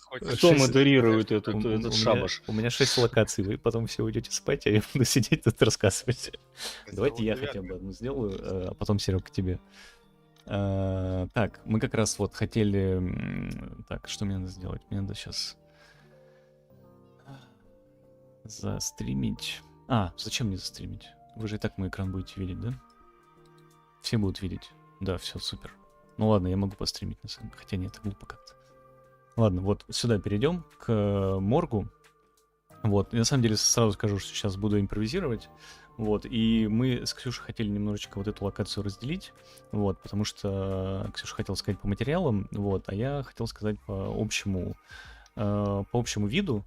Вот, и как бы общее такое впечатление. Вот, учитывая вот описание, которое находится здесь, оно очень классное. Это первая работа, как я так понимаю, по окружению. Вот, для меня это первая работа по окружению. Для первой работы она прям вообще супер круто выглядит. Вот, тут есть, ну, скажем так, шоты, которые, наверное, в большом количестве, может быть, показывать не стоит. Вот, но есть места, на которые реально там хочется сконцентрироваться, да, они такие наполнены деталями, я понимаю, что это еще не финальный вид всей локации, вот, но все равно уже вырисовываются моменты интересные, да, вот они прям притягивают внимание, вот, опять же, ну, интересно посмотреть вот общий ракурс этой комнаты, да, тут как будто бы его нет, то есть он такой, грубо говоря, по углам немножко ракурсы идут, вот, типа угол тут, угол тут, угол тут, вот, а вот подобного ракурса, как здесь, да, когда обзорный такой на всю локацию, вот, его как будто бы нету. Вот, сразу извиняюсь, если вдруг он там где-то был, но я вроде все картинки вытащил, которые на Google диске были. Вот, отдельно я, конечно, посмотрел Мира, там подобраны очень хороший ревборд. Вот, кстати, я, наверное, могу даже открыть его, если у нас Cloudflare сейчас нас не подведет. Вот, хорошие референсы подобраны по освещению, по наполненности объектов, вот. Вот, очень важно их тоже подписывать, что для чего берется, это вот хороший пример на самом деле. Вот, я не буду сейчас по всем пробегаться, да, но здесь есть классные световые решения, да, которые можно использовать. Они прям очень классно выглядят. Вот, не все, конечно, из них подойдут. Вот, и здесь надо смотреть, что больше всего для этой локации подойдет. Там можно сделать несколько точек напряжения внимания, да, как вот уже вырисовываются вот здесь. Вот, и вот здесь, например, да, вот угол, он очень хороший, прям немножко его выровнять, может быть, да, немножечко пособрать маленькими пропсиками, которые, я так понимаю, в процессе сейчас производства еще находятся. Все это подобъединить, да, здесь важно вот просто фокусную точку какую-то сделать. Вот на референсе здесь, на основном, на главном, здесь фокусная точка, ну, ни у кого не возникает сомнений, где она находится. Вот, в центре она прям находится. Вот, а здесь при просмотре вот есть все-таки вот это пространство для интерпретации, куда же все-таки надо смотреть. Вот. Поэтому над вот этой штукой, наверное, стоило бы поработать. Вот. И есть еще один момент. Ну, со светом понятно, здесь можно выбирать как-то на вкус и цвет, да, что здесь лучше всего подойдет. Так, я не отвалился там, нет? Нет. Какие-то звуки. Вот. Да, поэтому про свет, наверное, говорить не буду. Здесь единственное, он должен сработать просто на акцент и на атмосферу. Да? Скорее всего, наверное, какой-то холодный будет, вот, и где-то из соседних там, из соседней комнаты здесь можно для контраста какой-то другой цвет просто поставить. Если там в центральной комнате он теплый, соответственно, там холодный, и наоборот можно сделать. Вот. Я что-то хотел сказать. Вот. Момент по поводу... На рефа, кстати, тоже хорошо видно. По всем локациям, если пройтись. Ну и вообще в играх, когда вы собираете... В геймдеве, когда вы собираете локации, чаще всего... И, наверное, можно сказать, что это какое-то правило, да, правило восприятия просто игрока пространства. Чаще всего отделяется пол и стены. Ну, потолок, понятно, он должен тоже выглядеть немножко иначе, вот, чтобы игрока не было более легкое считывание, скажем так, было. Вот. И здесь бы, наверное, я бы тоже посоветовал, то есть у нас здесь все равномерно покрыто плиткой, вот, но если посмотреть на рефы, ну, кроме потолка, если посмотреть на рефы, они все-таки отделяют там немножко тоном, где-то цветом отделяют, где-то именно материал уже другой. То есть на пол там или наливной пол какой-то идет, или что-то. Вот, тут, наверное, не очень удобно будет, когда все заляпано здесь кровью. Вот, все это вытирать, это все в швы забивается. Наверное, не очень приятно будет в таком месте работать. Вот. Поэтому я бы предложил все-таки отбить, да, немножко поработать со стыками вот здесь вот, когда пол поменяется, это будет немножко проще с этим. Вот. Плюс еще, это я сейчас не захожу, Ксюш, на твою сторону, в сторону материалов, вот, но здесь уже вижу заготовленные битые всякие моменты, соответственно, плитка где-то упала, отвалилась и так далее. Я, правда, не заметил в локации, где конкретно эти места присутствуют, возможно, это в процессе еще как раз вот там был вопрос по поводу шейдера, бленда и так далее, вот, но отвалившаяся плитка, хотелось бы ее просто иметь, если она отвалилась, иметь какие-то кусочки плитки, которые лежат там рядом, например. Вот, ну, я так понимаю, это все впереди, еще до этого доберемся, вот, и, наверное, такой моментик, но то он больше, наверное, технический, вот, когда мы имеем какие-то углы, лучше все-таки стараться плитку умещать в угол, вот, чтобы она заканчивалась, грубо говоря, вот, да, вот в этом моменте. Вот. Ну, вот такую плитку, я не знаю, и, конечно, есть всякая дизайнерская, но вряд ли она там использовалась в морге.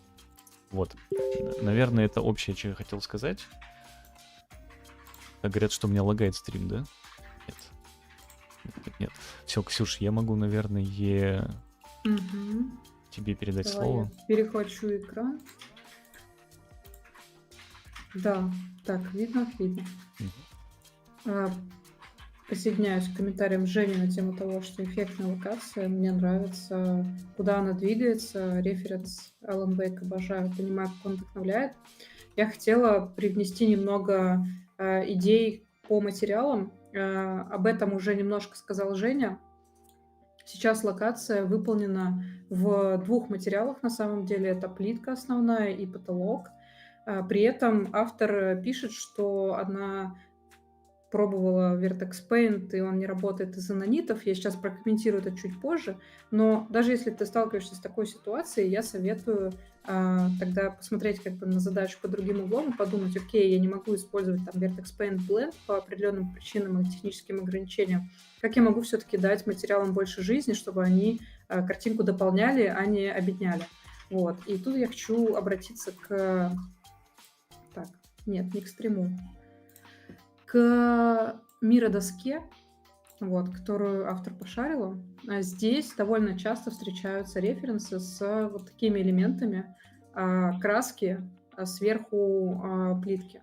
Вообще, если немножко углубиться в конструкцию морга, да, немножко грустная и странная тема, но почему внизу плитка, наверху краска? Плитка — это керамика. Керамика — это довольно дорого. Керамика для того, чтобы отмывать эти стены и делать их стерильными. Все, что выше уровня человека, не нужно заващивать плиткой просто по технологии. Типа она вряд ли испачкается, ее не нужно мыть. Поэтому часто в моргах встречается вот такая конструкция, что плитка, она идет только по периметру комнаты на уровне, 2 метра, может быть, на уровне высоты человека. Дашь метки Да, есть и референсы, которые целиком в плитке, но мы можем как бы дать больше интересного, больше работы в материалах за счет того, что уже есть в референсах на самом деле. Вот. Это что касается разнообразия материалов, если у нас нет возможности технической, да, по какой-то причине их разнообразить самих. Вот. Хотела бы дополнить еще про комментарий про плитку и углы. Вот. Я заметила больше работы, моментов с плинтусами, что у нас есть стык стены и пола, и пол здесь проигрывает в считалку с другими плитками. Тоже, возможно, этого можно избежать в случае, если, например, по периметру стены будут какие-нибудь плинтуса, либо просто отдельные, не знаю, например, прорезиненные тримчики. То есть, возможно, это не супер реалистично, но вот, например, здесь есть такая, как это сказать, Слив. сетка. Слив, да. Что, если что-то подобное пустить по краю? В таком случае не нужно будет подгонять UV-шку ровно вот под эти углы. Это довольно сложно, если угол не один, да, а по всей комнате. Вот. Либо можно, опять же, обратиться к материалу менее структурному, то есть пусть это будет не плитка, а, например, какой-то линолеум, да, с узором. Это даст и разницу в рафнесе, то, что у нас плитка, она довольно блестящая, она интересная, привлекает внимание бликами. Пол может быть более спокойный, более рафовый, матовый, и таким образом еще давать контраст и заземление в сцене. Вот, поэтому с материалами тут еще есть куда фантазировать и работать. Я вдохновляю автора подумать об этом. Вот, и хочу немножко рассказать про наниты. Я тут находила работы, сделанные под наниты. Вот, например, это скульптура, да, это архитектурный элемент. Существует такой пайплайн, заточенный на наниты, на которых мы не можем использовать Vertex Paint по ограничениям движка. Мы создаем ассет, мы его UV-шим, и мы рисуем по нему черно-белые маски, по которым внутри шейдера в Unreal мы сможем смешать между собой два разных материала. В случае работы автора такие уже есть. Да, у нас есть чистый материал, более грязный и совсем задамаженный. То есть, по сути, мы можем взять условно кусок стены, здесь у нас там нарисовать дамаг, здесь пустить грязьку какую-то, и в Unreal, в шейдере это все смешать. Про технологию больше не смогу рассказывать из ограничения нашего временного, но можно погуглить шейдер Masked Pipeline, я думаю, найдется. Именно под наниты этот пайплайн подходит, потому что как раз-таки у нас вся геометрия мира для того, чтобы нарисовать эти красивые маски, и чтобы они ложились ровно в плиточки, если нужно какую-то отколоть, или там, снизу сверху. Вот. Более того, если уж у вас есть нанитная мешка выдавленная, вы можете взять этот модуль, вот, например, я не знаю, какие именно модули используются, например, условно стена. Вы можете взять этот нанитный меш выдавленный и доскульптить его в браше, то есть прям физически отколоть некоторые плитки и сделать так, что условно, вот у нас модуль, мы у него откалываем плитку физически в ZBrush и ее заливаем материалом штукатурки. И получается, что и на материале ассет поддержан, затекстурен, и геометрия он выглядит интересно. Вот. Наверное, по материалам у меня все. Вот предлагаю еще зарефаться на Бена Уилсона, очень классный художник. Это, наверное, самая красивая плитка, которую я видела в своей жизни. Тоже предлагаю обратить внимание на то, что расстояние между стеной и плиткой всегда есть. Оно иногда прям такое жирное, полое, да, иногда это просто разница между поверхностью плитки и тем, что за ней. Сейчас в материале с дамагом как будто замазка идет на том же уровне, что и плитка, то есть у них почти нет разницы. И даже если не делать вот такие активные выступы, как у Бена Уилсона, да, с глубиной, то все равно я бы немножко эту информацию утопила вниз, внутрь. Это даст интересные тени, это даст интересные переходы. В случае с нанитами и смешиваниями двух материалов по маскам можно сделать отдельно стену вот целиком без плитки и отдельно стену с плитками и их так замешивать. Тоже такой пайплайн есть. Вот. Вроде у меня все. Круто. Спасибо. Спасибо. Удачи в заканчивании локации. Теперь мы к Сереге перейдем. У Сережи только один ассет, в смысле, одна работа только закрыта. Что у нас будет следующим? Что одна работа? Закрыто. А, Из тех, которые, да, ты взял. а у тебя тоже? Ну да, у нас с тобой один-один. Ну, кстати, и у Лёши тоже. Подожди, а у меня у одного слагает или что? Или как? Видимо, да, потому что на стриме говорят... стоп. Лёш написал, что он отвалился тоже. Не знаю. Ксюш, нормально все? Так,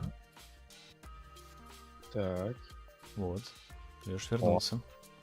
Я просто перезагрузился и заново зашел, думаю, может, у меня что-нибудь все залагало. М, Вроде все щас, хорошо так, было. подожди, сейчас отпустила. Мгм. Ну, я тебя нормально, без лагов слышу вообще, так что ты можешь Ага. запускать, говорить. Ладно. Сейчас. Так, я куда перенес? Вот сюда. Так, где тут у нас стрим? Ваш микрофон стоит шум. Да и ладно. Что у нас будет следующее? Будет Игорь Батурин. Пил-пил. Пил. Так. Тут я так, насколько помню, сейчас, может, меня память подводит, а может, нет. Тут основной упор делался, да, насколько я вспомнил, что основной упор делался на текстуринг. Хотел создать что-то а-ля колдовское из последнего и не смотреть на геометрию, так как это делалось много лет назад.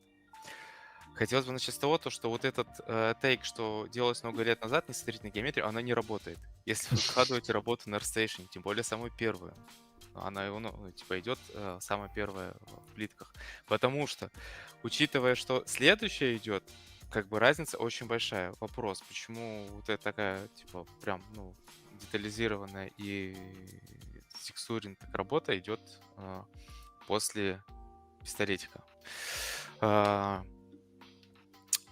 Это что касается вот этого, что лоу-польное. Всегда помните, что ArtStation — это ваше лицо, которого оценивают. И первая работа, она, скорее всего, будет создавать такое первое впечатление. А уже дальше это впечатление должно поддерживаться и нарастать. Также продолжим с оформления. Если говорим, вот просто Леша еще затронул вот эту тему, когда он видит развертку на ArtStation, это сразу как вызов. Развертка в ArtStation, она не нужна. То есть она никакой информации не несет, потому что как мы можем понять, что здесь где находится? Можно смело ее убирать, потому что, развернули, даже если автоматом, даже если ризом, просто запаковали, везде сейчас пакуется, в принципе, норм. Другой вопрос, если нам нужно там оверлапы, еще какие-то хитрые мирроры и там тайлы, тримы сделать, это да, но это в отдельном. Но не надо вот на пистолете особенно так вот и делать. Сейчас коснемся быстренько текстуры. Metallic Roughness Pipeline. Главное правило, если мы делаем металл, то он должен быть металл. Не металлом. В данном случае мы не видим карту металлика на вот этой части нижней. И скорее всего, она там, то есть, как-то, ну, не поддерживается. Поэтому по материалу будет, сказать, эта информация отсутствует. По металлу. Металлика Рафнеса лучше делать, если мы делаем металл, то он металл. Не надо типа полу вот таких каких-то тонов создавать. Э, Как строится пайплайн в основном? Базы закатываем металл и сверху уже краску. И краска, она будет не металлик. И мы ее можем там стирать немножко, либо чуть-чуть приглушить не металлик по маске, ее прозрачность убрать, чтобы металл немножко просвечивал через краску. В данном случае у нас это и не металл, и металл одновременно. Только надпись у нас прям черная, это не металл. Окей, понятно. Но вот так вот лучше не делать, потому что по материалу тогда она непонятна. Это сейчас в данном случае она выглядит больше как пластик. У нее нет металличности. Надо было добавить немножко протертости по краям, чтобы вытащить и тут тогда уже показать, что это какой-то металл у нас в базе. Но сейчас это больше похоже на пластик. Не отходим далеко от этого скрина. Наклеечка. Наклейка у нас сейчас тут идет, как будто ее сначала заперфорировали, вырезали по контуру, и потом ее вклеили. То есть она должна повторять контур перфорации, не быть отдельной жизнью живет. То есть сейчас она как будто, даже, можно сказать, прифотошоплена. Потому что она геометрии не поддерживает, вот эта перфорация. Надо было ее поверх накладывать, а не вычитать из этой маски. Ну и можно следить аккуратнее делать немножко края перфорации самой. То есть у нас вот здесь должна быть одинаковая толщина везде. Тогда это будет более аккуратно, более хорошо читаться и, вообще, в принципе, всегда это будет плюсом. По вот этим повреждениям они немножко разнонаправленные, непонятно кто от чего, откуда появилось, что здесь такие повреждения, есть такие, и здесь их причем много, не надо такого делать. Тут протертость, да, потому что мы берем эту рукоять, тогда она здесь протирается, но это нужно поддерживать через roughness. Нет, не поддержано. Через roughness и не вот такими потеками, как будто это вода стекала, или там процарапали. Вот Кто-то так. брал очень шершавой рукой. Да. Много раз. Причем вот так вот вертикально. Так, вот по общему визуалу. Не хватает, для меня лично не хватает насыщенности.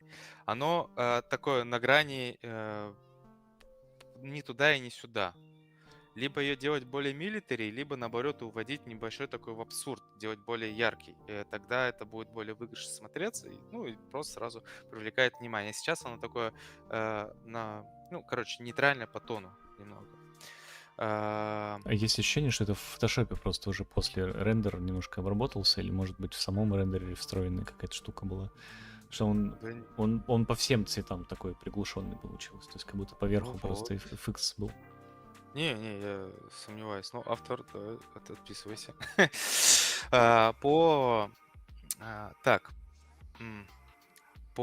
Если... Так, отвлек, меня же отвлек. Короче, так, немножко... У тебя как раз время закончилось. Да, подожди, я только начал. Меня тут смущает, если говорим про именно текстуринг и немножко дизайна, то вот эта рукоять меня смущает, черная. Она не может быть такая литая. Она всегда имеет вырезы, многосоставная, какая-то более интересная форма у нее есть. То есть она не цельным куском. Нам нужно разбивать большие массы. То есть у нас получилась такая большая черная масса. Здесь большая масса, которая разбивается элементами. Окей. И вот здесь так большая фиолетовая масса. То есть вот это нам нужно вот здесь разбивать. То есть у нас 3 разные по... плюс-минус одинаковые, ты хотел сказать. Да, цвета черный, бирюзовый и фиолетовый. Нужно ее разделять на какие-то части, как вот здесь вот ручка. Добавлять какие-то маленьких деталюшечек, заклепочек, предположим, там болтов, перфораций дополнительной.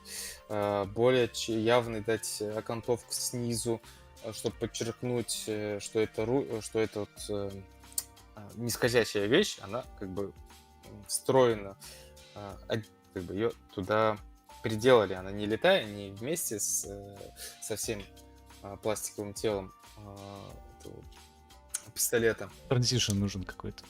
Да, переходик. Вот, магазин более матовый нужно делать, уводить немножко, может, цвет. Он сейчас на себя внимание забирает очень сильно, потому что, ну, он яркий, насыщенный, в отличие от всего остального пистолета.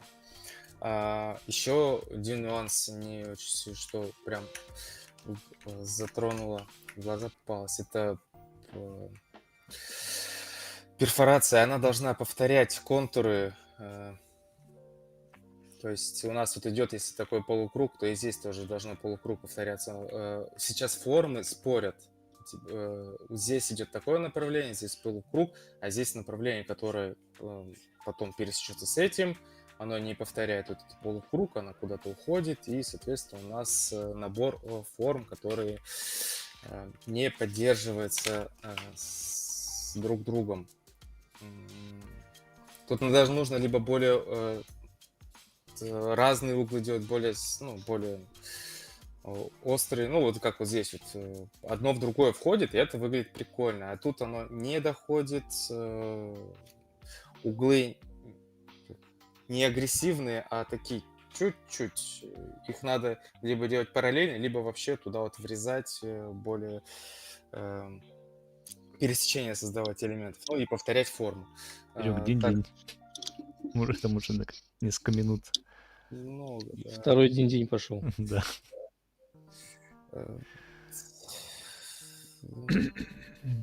Можно общий какой-то вот общее пожелание сказать. Да, если вот брать именно вот этот как основу, то по цвету приподнять можно разделить, добавить градиент сюда на металлическую часть, сделать более, будет интересно, добавить saturation на сам пластиковую часть,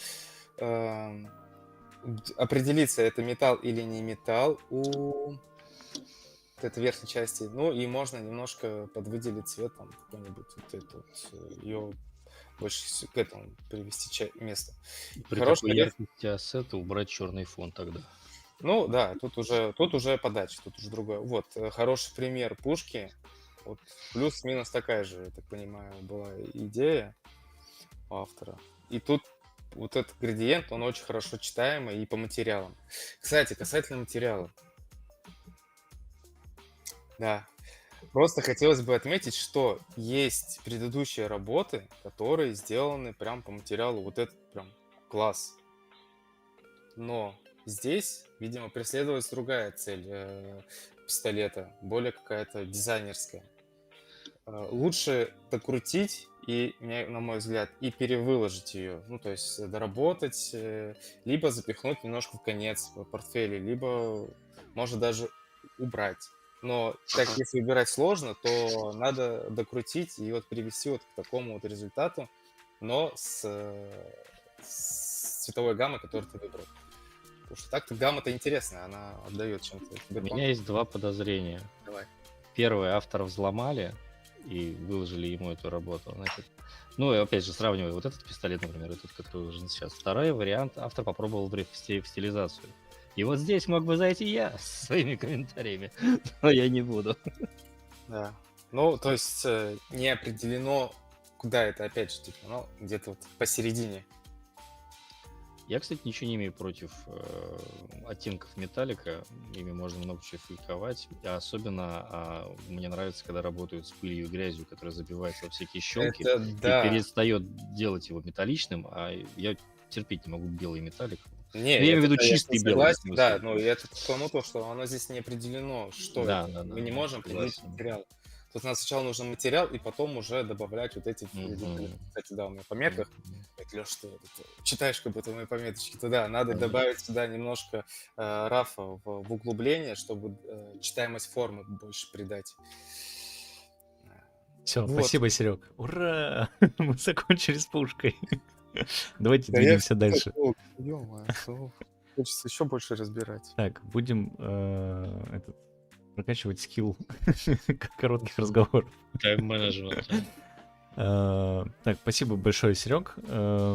Давайте мы сейчас туда перейдем, Лёш, к твоей работе, Ну, давай. к твоим К моей? работам. Блин, я свою не готовил. Подождите. Как Чип и Дейл не закончено, разве еще? Нет, еще 2 года. Подождите, вот настояться должен. Как 5-летний коньяк. Значит, это самое. Тогда выложу. Вдруг там инструменты вы такие, аишкой типа сделай красиво, и я все, такой, наконец-то. Отличное время пошло, как раз 55 минут. Смотрите, значит, Идмир и его замечательная работа из, ну, пусть будет 2 ассетов. Здесь, я так понял из контекста, это его дизайн, соответственно, и стилизация, которую он выбрал для данного вида ассетов. Первое, конечно, о чем я подумал, про Warhammer, второе про GRS5. И на самом деле на GRS5 я буду немножко рефаться, потому что в моем понимании вот такая общая стилистика, она как будто вот довольно близка вот к этой игре в плане, ну, какой-то вот реализации, может быть, на текстурах. Но все же. Я чуть коснусь дизайна, буквально немножко. В целом у меня нет каких-то общих претензий, каких-то формам, к линиям, все хорошо. Меня все равно смутили эти нарочито комичные маленькие колесики. В том плане, мне очень нравится низкая посадка, но эти 2 маленькие колесики меня прям немножко выбивают. Может, их можно было сделать 8, может быть, гусеницы. Это уже вкусовщина немножко, конечно, но как будто бы вот весь этот массивный груз ассета, ну, очень прям давит на эти 2 маленьких, на эти 4 маленьких колесика. Я не говорю, что хочется сделать их больше, не хочется его поднимать выше, но как будто бы базу колесную хотелось бы видеть здесь чуть-чуть другую. С другой стороны, он из этого смотрится немножко забавно и интересно. Он привлекает к себе вот этим внимание. Тут как бы, опять же, смотрю, какую задумку преследовал автор. Поэтому не буду ни в коем случае настаивать, просто сделал небольшой акцент на этом. И, наверное, вот здесь еще вот этот вот летающий прекрасный аппарат Explorer Scout. Здесь, опять же, тоже минутка вкусовщины. Есть ощущение, что вот эти вот 2 штуки, они немножко по массам спорят вот с этими. То есть здесь интересная форма, хороший силуэт, очень интересно подобран, но как будто бы вот эти 2 детали, они из него немножко вываливаются. Опять же, вот мой персонал не имеет смысла сильно на это обращать внимание, такая чисто минутка этого. Что касается текстур, я не случайно здесь обратил внимание на GRS5. Не то, чтобы я в восторге, например, от этого Art Direction, то есть конкретно здесь мне тоже много чего, допустим, не нравится. Вот. Но здесь Art Direction был. И здесь он был.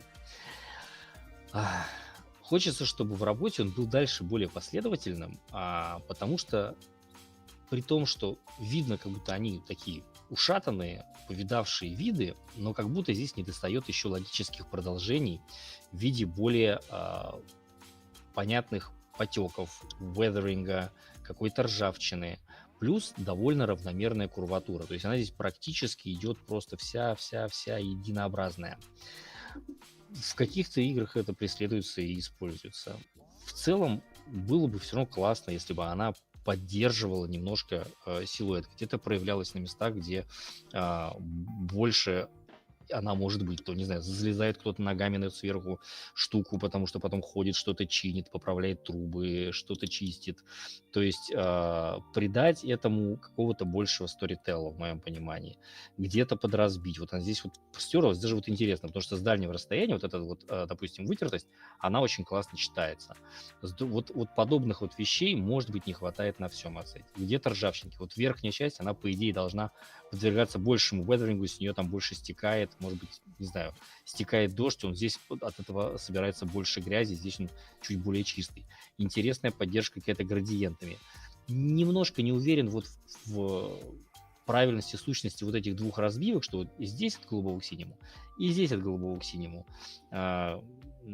Возможно, имело смысл как-то сделать все это совместно или не поддерживать их 2 одинаковыми такими градиентами. Чуть это все-таки разнести.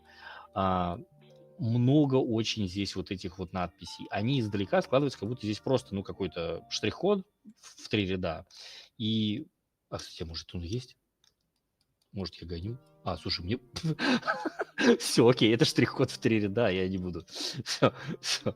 Потому что если были бы надписи, может быть, здесь что-то было бы более другое читаемое. Не хочу особо сильно трогать дизайн. Очень, ну, как, кстати говоря, вот здесь вот есть кадры. Ну все, здесь уже эмиссив включенный, проработанный. Хотя, если бы он и здесь был доработан именно с какими-то градиентиками внутренними, это смотрелось бы сочнее. Опять же, тоже работа по стеклу. Запотевшему, замечательному. То есть вот она прям грубоватая. Можно сделать это нежнее, не так нарочито. То же самое касается вот этих вот износа этих труб. Замечательные блестящие хромированные трубы. Здесь пошла ржавчинка. Понятно, я вижу, что есть оверлап. Она там налево-направо пошла одинаково. Тоже можно это отработать в духе той стилизации, которая выбрана. Сейчас, допустим, это перегранжовано, на мой субъективный взгляд. И здесь тоже. То есть тут как будто бы немножко гуляет вот этот стиль. Где-то он сваливается чуть в более крупные формы, здесь какие-то в мелкие шумы. Чуть-чуть вот дожать это все. А здесь вот, например, вот пошел тот самый хайт. Красочка слезла, и вот она вот по хайту здесь вся вот ребит, продрана. Здесь единообразно, здесь как-то... Работайте на акценты, работайте, чтобы вот с расстояния смотришь на сет, было видно вот эту форму. Вот говорю, вот мне очень нравится, вот ты на нее смотришь, она прям сразу читается, что здесь вот что-то была проработка на то, чтобы ассет читался с расстояния. А вот здесь дальше, за счет того, что все это намельчено гранжами, она уже пропадает. Есть вот интересно, как читаются вот эти вот там затемнения. Здесь вот интересно читается вот эта ржавчина. Она хорошо читается с расстояния, классно сделана. Вот этой же работы не хватает нормально сделанной с протертым металлом на эджах. Ее бы вот в таком ключе дальше выдержать всю, и будет вообще нормальный конфетный ассет. Динь-динь. In my humble opinion. Я закончил. Супер. Я как раз сижу, выжидаю паузы. Так, давайте тогда... И развертка. Я могу поговорить о ней. Но не буду. Давайте, да.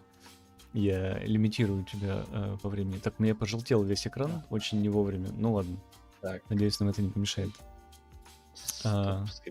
Спасибо. Я перетащу как раз следующую работу.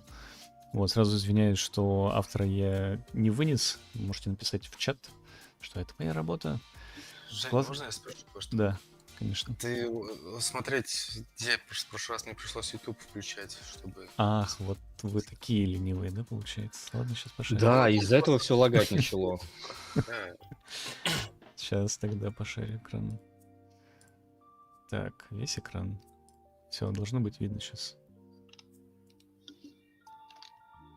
Надеюсь, вы видите, да? Видите? Да, все отлично. Вот, супер. Тогда, в общем, как я понимаю, я перепроверил на всякий случай. Там вроде как, я, конечно, еще раз открою. Там, по-моему, одна все-таки картинка была. Вот. И есть мне что про нее сказать. Да, все правильно. Исходный референс основной и сделанная картинка. Вот, у меня на самом деле, я сейчас сидел еще это все рассматривал.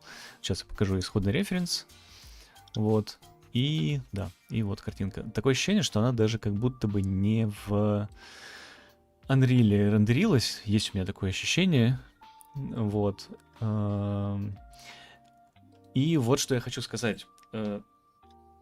Что концепт был выбран довольно сложный.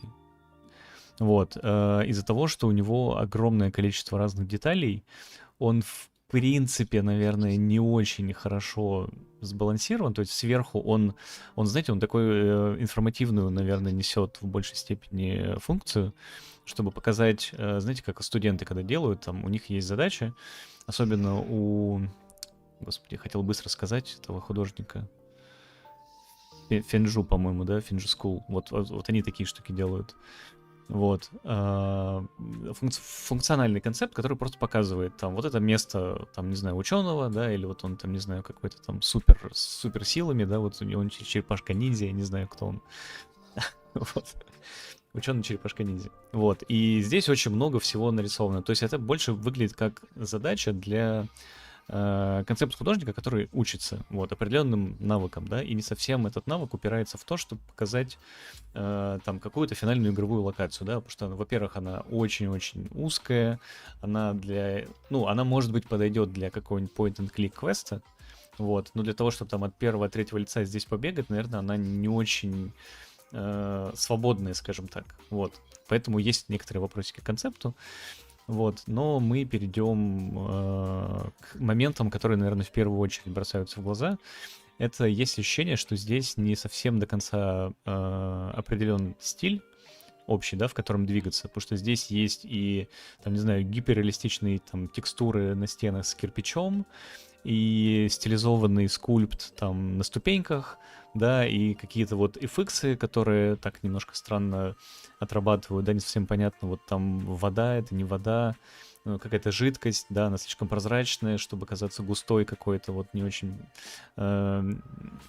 чувствуется история, скажем так, да, вот этой вот жидкости, какая она конкретная, она не очень чувствуется, вот. Она там светиться, наверное, должна, да, селфи-люм какой-то у нее быть, она должна там как-то отбрасывать свет, да, на соседние там объекты, какие-то там римы где-то подсвечивать на объектах. Вот. Сложно найти там конкретную фокусную точку. Вот в целом на картинку, когда смотришь, вначале просто хотелось бы сказать, что большая работа была проделана, вот, но здесь очень важно не просто сделать там много-много-много-много ассетов, но в первую очередь подумать, вот убрать отсюда все ассеты, все мелкие, вот средние формы убрать, и просто подумать, что конкретно вы хотите показать, где вы хотите сфокусировать внимание игрока, наверное, в данном случае, да, или просто наблюдателя, который будет вашу картинку смотреть.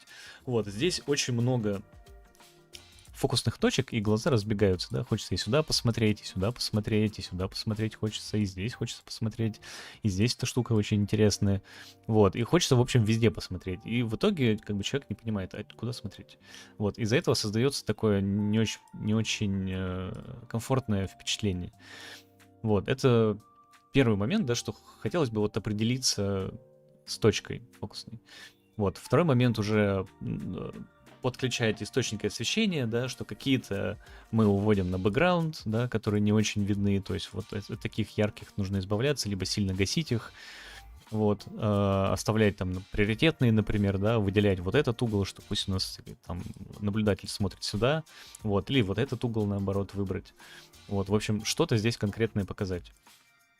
Вот, в целом локация из-за того, что вот это все присутствует, она выглядит очень шумной, вот, и что, наверное, стоило бы здесь вот как общий совет сделать, это определить стиль, к которому хочется двигаться, да, там, не знаю, уйти в большую стилизацию, например, или наоборот в гиперреализм идти. Вот, и стараться под него под него работать, да, учитывая вот эту основную фокусную точку, и корректировать материалы под нее, да, потому что здесь в целом вот по локации есть ощущение такого утерянного, как сказать, утерянной правильности PBR. Это сейчас вот я на ходу придумал. В общем, есть места, которые надо явно глушить. Есть определенные там правила, как надо настраивать материал, да, как надо настраивать карту альбедо, как надо настраивать там металлики, рафнесы. Вот мы про это сегодня уже там частично касались, и прямо и косвенно. Вот, но здесь явно, там, не знаю, вот здесь вот эти штуки выпадают очень сильно, да, вот эти штуки очень сильно выпадают, вот эти штуки очень сильно выпадают, их надо корректировать. Вот, какие-то там яркие элементы, или очень сильно проваливаются точки черного где-то, да, то есть вот это все нужно корректировать, подгонять это под определенные параметры, да, и почему некоторые игры смотрятся современные особенно консистентно, да, вот я имею в виду, что вы точно знаете, куда идти, у вас не устают глаза от того, что вы играете, да, и если сравнить это со старыми олдгенными какими-то играми, там, до эпохи PBR, например, да, посмотреть, как там все было сделано, да, там, очень яркие FX, например, там, или очень яркие, там, текстуры, например, вот, из-за этого появляется дискомфорт, вот. учитывая вот это глобальное понимание точки фокусировки на картины, вы всю остальную локацию под эту основную идею подгоняете.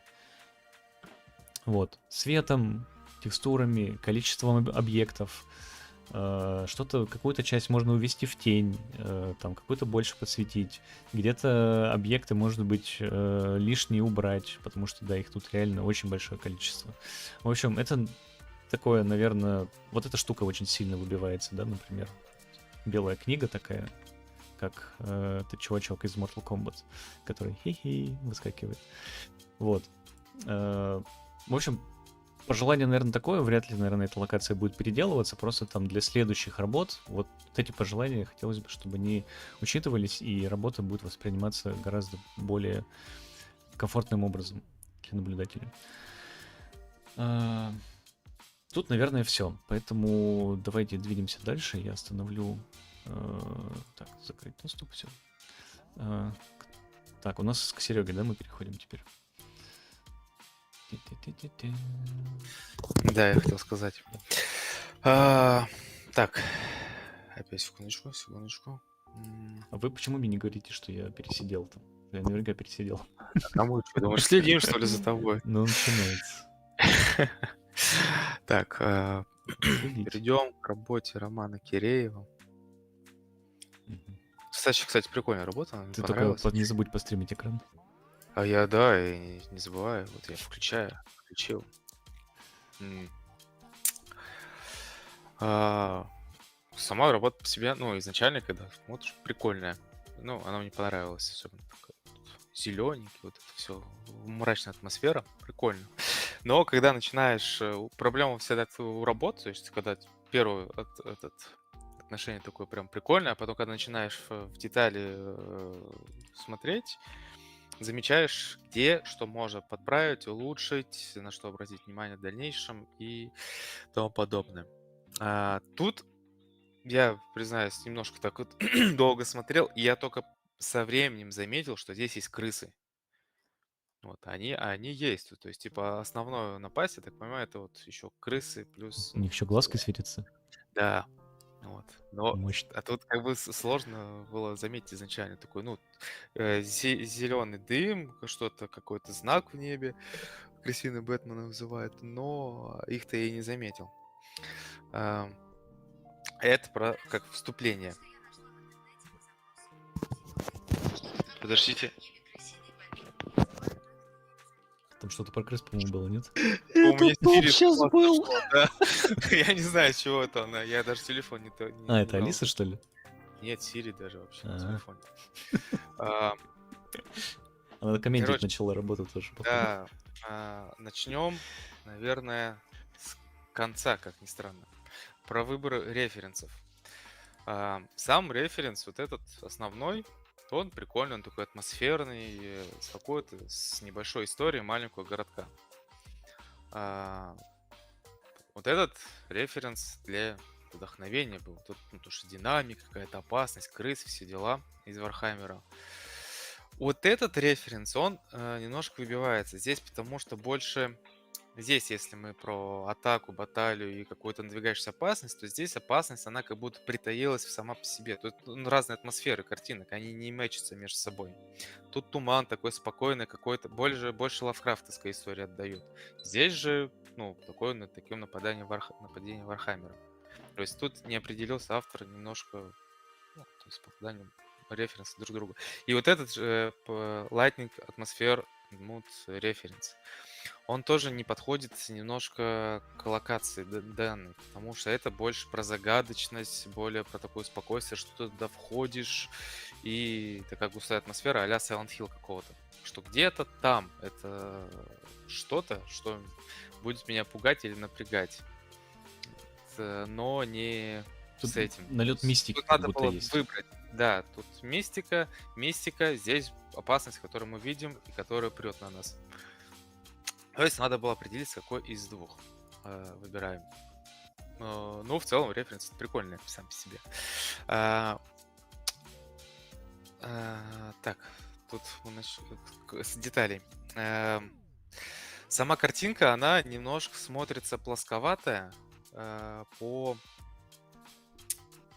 ну, изначально так смотришь, типа, немножко плосковато. И потом понимаешь, почему. Потому что работа с рафносом, вездесущий рафнос, давайте там будем молиться, то он достаточно плоский. То есть мы здесь черное, серое, более темное, но нет промежуточных моментов, где это контрастность белого, чтобы здесь, или какой-то, наоборот, черный, какой-нибудь там слизь,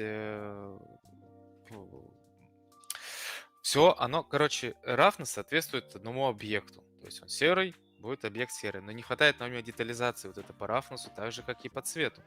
Потому что цвет достаточно, он тут тоже плосковатый. Нужно больше деталей, больше красок. Вот здесь вот доски. Но доски мы понимаем только благодаря нормалке, что ли. Ну, и мы даже, ну, просто понимаем, что это доски. Но хотелось бы, чтобы они были более немножко имели сколы, имели свою историю, фактуру, более интересно смотрелись, они плосковатые, как сейчас. То есть это просто как будто вот небольшой такой ковер. То есть они должны отличаться немножко по тону, чтобы мы могли вычленить одну доску от другой при просмотре сблизи. То же самое касается и кирпичей, и камней. Ну, здесь как бы, да, тут автор попытался дать разбивку по кирпичам, но не поддержал ее вот этой грязью. То есть грязь живет немножко отдельно от кирпичей. Хотя, да, стоит дать должное, материал был создан, и он работает. Но, опять же, при представлении вот этого материала его бы лучше бы стоило при более освещенности, при большей освещенности подавать, потому что здесь приходится немножко напрягаться, смотреть, что здесь происходит. Не сильно информативно, я бы так выразился. И переходим, наверное, больше к атмосфере этой работы. У этой работы, ну, тут есть вот эта опасность, но она такая вот чуть-чуть маленькая. Ее надо расширить в данном случае. То есть у нас вот есть направляющая, которая ведет вот к этому месту. То есть это у нас центровое место. Оттуда должна исходить опасность. То есть нам нужно, во-первых, было добавить больше крыс, потому что они тут второй антагонист, кроме как этого тумана. И крыс нам приходится досматривать. Их надо было сделать больше, ну, как-то их распихать, чтобы эти глаза светились где-нибудь под бочками, еще что-то. Что тут прикольная бы история создавалась, что вот здесь теплый свет в окнах, люди не подозревают, что что-то какой-то будет сейчас крысиный звездец им, что вот, а они-то идут, огонь. Так, это кошка. Туман, его надо было сделать мощнее, сильнее, чтобы он пер прям на нас. Еще можно было добавить немножко дыма это из прикольно. труб. Хотя они идут, хотя дым-то сам идет, но его нужно было бы сделать помощнее. И такой, чтобы свечение надо, чтобы оно прям вот било на дома, на Да. стены падало. Да, то Извини, есть что влез. да, это абсолютно релевантно, что типа у нас мощный свет, но у нас нет рефлекса, который падает, и освещение и рефлекс от этого света. Также можно было подсветить некоторые окошки, сделать их более яркими, что они сейчас все плюс-минус одинаковые, но можно было вычленить некоторые окошечки, что здесь более яркий свет, здесь более приглушенный свет. Вот как, кстати, оно было на главного референса. То есть мы посмотрим, что здесь свет более яркий, здесь немножко такой приглушенный, здесь немножко такой короче, немножко более разнообразие света в окнах. Также, просвещение, где-то можно было убрать окошечко. Там день, Серег, если что. 2 минуты как Да, уже. все, я уже заканчиваю. Мгм. Искусственно потом можно было в конце затемнить, так сказать, сделать такую небольшую виньетку, чтобы еще все это сконцентрировать на вот этом центральном месте, которое у нас будет. Опять добавили еще больше тумана, чтобы еще больше было атмосферности, больше свет, чтобы свет отражался на предметы, падал сюда, вот зелененький, на трубы. Кстати, можно было бы немножко увести эту эмблему, потому что она прям таким ярким пятном, которое чуть-чуть надо бы прибрать, потому что оно прям выбивается из контекста, оно прям на себя все внимание забирает. Ну и добавить немного свечения, потому что у нас свечение идет, и она должна отбрасывать, ну, как бы подсвечивать все остальное снизу больше, то есть больше света, больше зелености, больше вот этого драматургии, которая надвигается. Ну и немножко фильтров можно было в конце бахнуть, чтобы немножко подсветить всю нашу картиночку еще сильнее. Вот. М, Ну, в целом, работа прикольная, она мне понравилась. И можно было ее немножечко докрутить местами, на мой взгляд. В Опять же, это центре выходящий из тумана черный силуэт Нильса с дудочкой, и все, и труба. Так но это там он, нет никакого он силуэта, это накурил, просто мешки валяются, я так понимаю. Нет, должен выходить такой из надудил. тумана, это крысовод. Вот, ну, вот, в целом, если что есть добавить. Всегда, ребят, когда какую-то работу выкладываете на Расстейшн, у вас есть возможность потом что-то дорендерить, какие-то кадры убрать, какие-то добавить. Это такая гибкая штука. Это знаешь, что вы выложили и все, и прибили гвоздями. Еще момент, в Мгм. один момент я вспомнил, что хотел сказать. Когда материалы, сейчас найду, материалы, когда делаете, то не делайте, пожалуйста, их с привязкой к сцене, а делайте их отдельно, как будто это отдельный материал. То есть у этого материала присущий, ну, фиолетовый оттенок есть. И тут, то есть нужно делать материалы, как бы они в жизни смотрелись. То есть дерево, не надо его фиолетовый вводить, потому что если мы потом будем делать более еще синий фиолетовый цвет, то это дерево еще станет более темнее, более фиолетовым, и будет сложнее как-то свет настроить. Так вот. Я добавил. Все, супер. Спасибо. Лёш, к тебе теперь. Да? Я же правильно понимаю? Не путаю Да, ничего. давай, вообще Супер, без давай. проблем. Так, сейчас я поменяю экран, тут это сюда, это туда. Так, шеринг, entire screen. Так, ну что, кого? Андрей Михайлов. Да что ж такое? Не умирай, Лёш. Андрей Нажми, Михайлов. пожалуйста, хайт на нижние полосочки. Что? Хайт. Спасибо. Я думал, навалить хайта нужно. Короче, бойлерный баллон, назовем это так. Здесь я постараюсь кратко по существу. Естественно, конечно же, надо поработать с рафнесом. Ну, тут все, я закончил.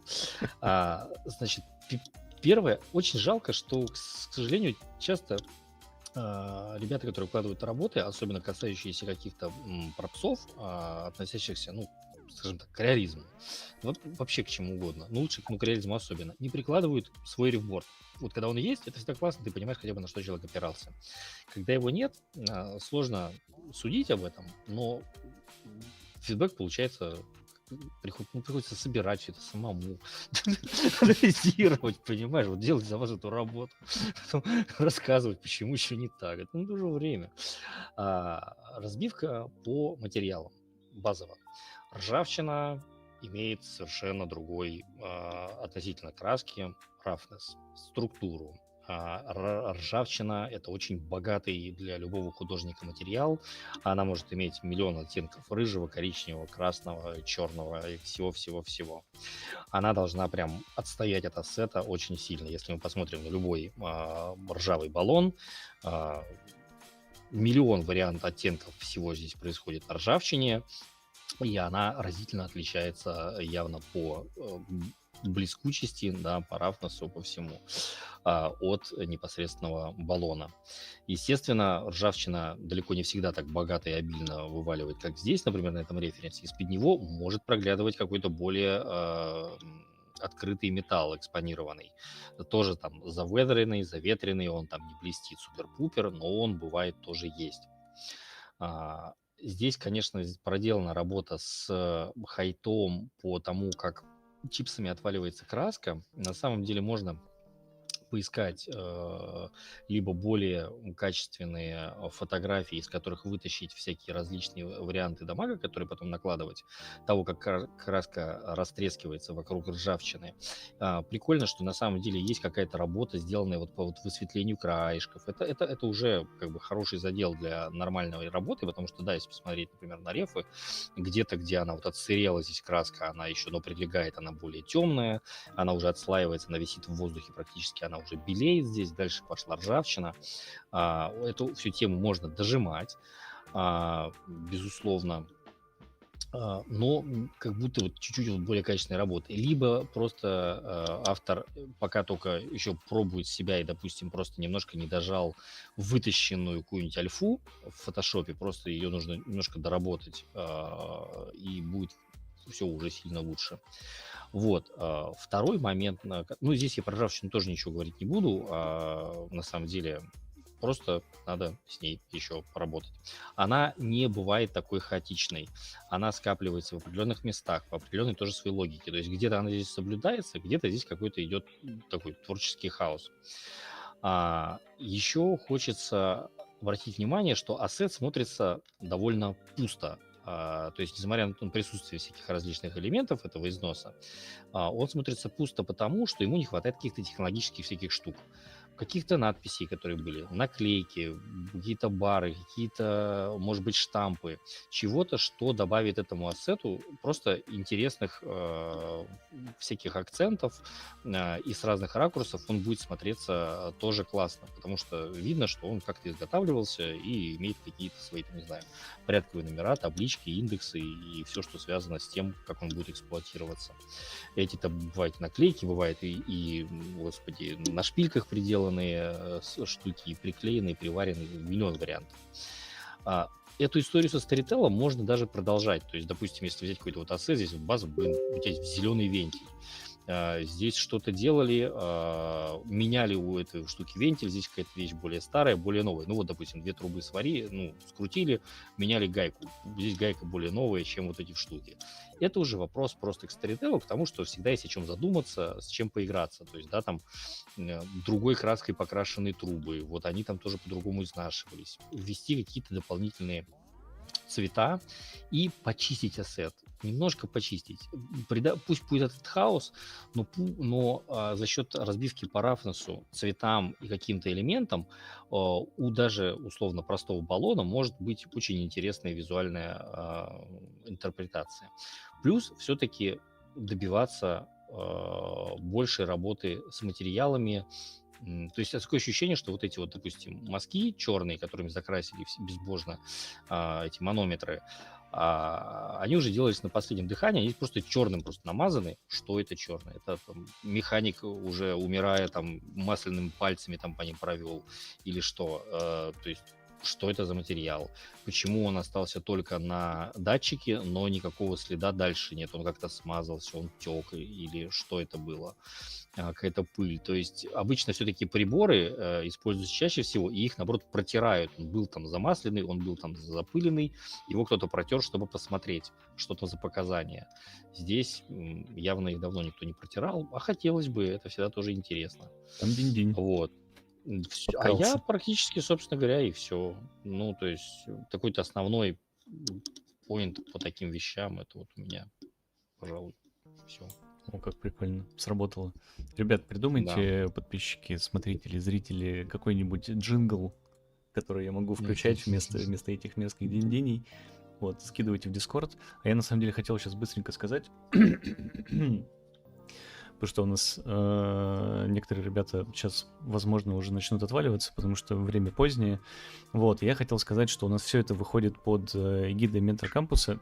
Не для кого, возможно, для кого-то и секрет, что все ребята, которые здесь присутствуют, они все есть менторами на площадке Ментор Кампуса. Ссылку вы можете найти в описании под видео. Переходите, ребята занимаются тем, что тратят...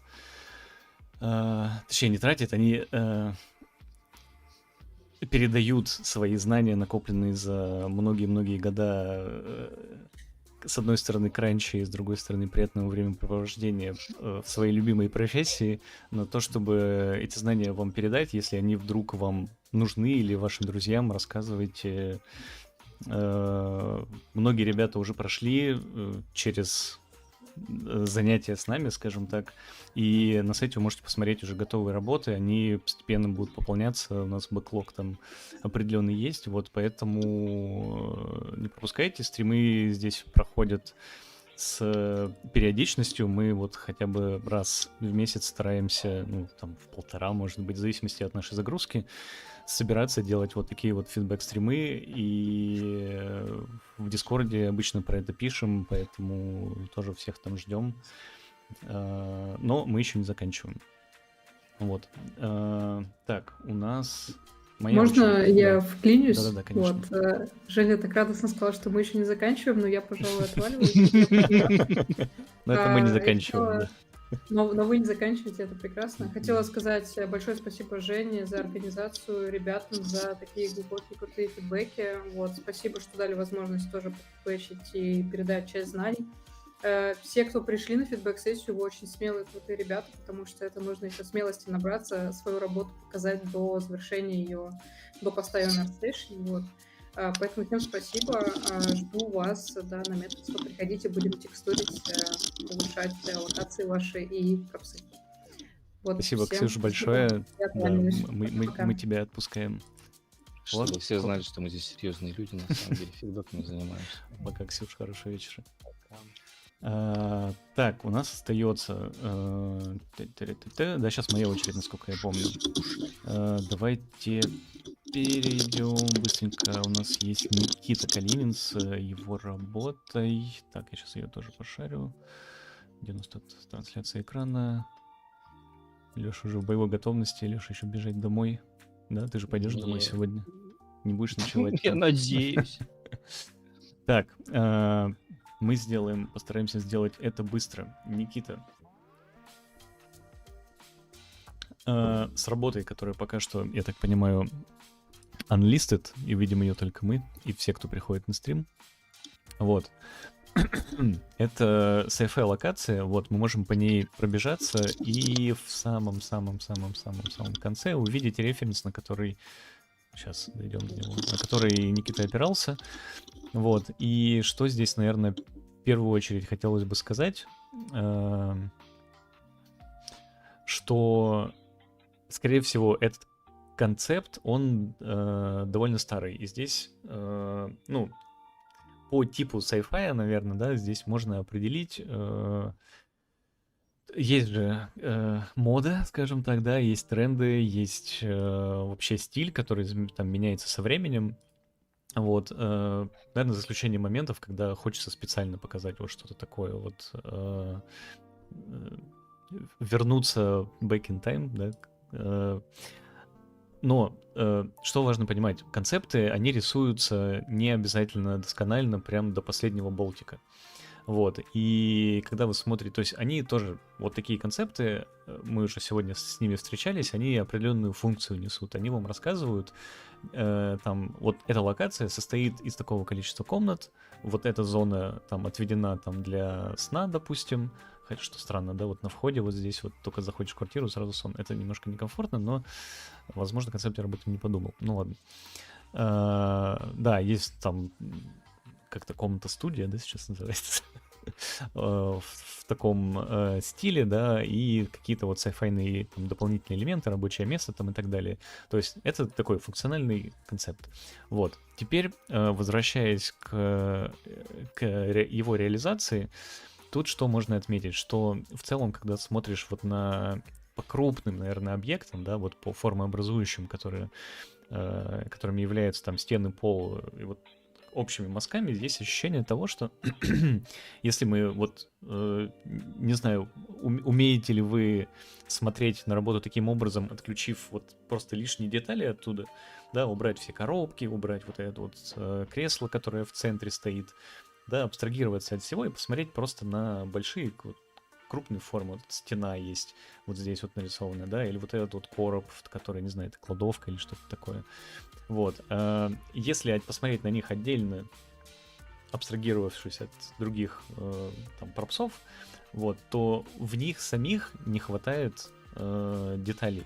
Да, то есть есть крупные формы, где-то встречаются средние, вот, но нет мелких, нет там каких-то, не знаю, соединительных швов, нет интересного там движения формы, вот, нет укреплений, да, каких-то расшивок там, то есть это такой очень-очень упрощенный монолит, скажем так, да, вот если отдельный объект брать, то есть как его собирали, как его заносили в комнату, там, да, вот нету вот этой вот истории, которая говорит о том, что локация все-таки, как это правильно сказать, не уверен, что скажу правильно, соразмерно человеку, да, и тому вот как какому-то, может быть, даже отчасти функциональному дизайну. Да, вот как это производилось, как это собиралось, да, вот и оно же не внезапно в комнате появилось. Вот этих вот штук не хватает, да, вот есть там какая-то крышка железная, да, как она там крепится, за что она крепится. Вот, есть ощущение, что она просто там сверху лежит, да, почему там вот этот тут угол торчит. Вот, то есть вот этого внимания к каким-то деталям, да, общей логики вот этой сборки, ее здесь немного не хватает. Вот опять же, смотрим вот, например, на этот ракурс, убираем отсюда визуально все лишние пропсы и тоже видим, что здесь огромная плита металлическая без каких-либо элементов, да, вот с ней рядом соседняя еще одна плита, вот здесь еще одна плита, ну здесь вот хотя бы там появляются какие-то бордеры, да, там, не знаю, которые там, ну, для безопасности, скажем так, да, чтобы объект более приятным чувствовался при взаимодействии реальном, да, но там вот эти бордеры здесь пропадают, например, вот, вот этот вот такой легкий налет старого sci-fi, он вот здесь везде чувствуется, да.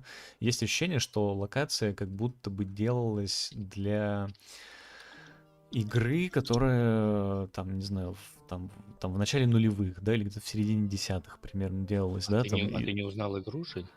Ты хочешь сказать, что это киберпанк? Это киберпанк, это же Арасаку Арасаки. я видел. Арасаку я видел, но я подумал, что это просто набор декалей и там дань тренду и классики, или, возможно, не знаю, может, я ошибаюсь. Вот, но у меня есть подозрение все-таки, что не совсем как референс, может быть, использовался подход в дизайне, который использовался в том же самом киберпанке. Вот, потому что он более все-таки функционально там выглядит. Я сейчас пытаюсь просто по памяти вспомнить. Вот, потому что они делали упор все-таки на проработку геометрии, да, потому что пайплайн, который они использовали на текстурах, он давал им не такое большое разнообразие, которое там, допустим, используется там в уникальных подходах, да, они там делали это все на масках. Вот. Я как раз хотел сказать, что да, в Мидполи. киберпанке же там мидпольки с Да. декалями мы же делали. Извините. Я не знаю, о чем ты говоришь, но ладно. Вот, кстати, ракурс. Ой. Да. Вот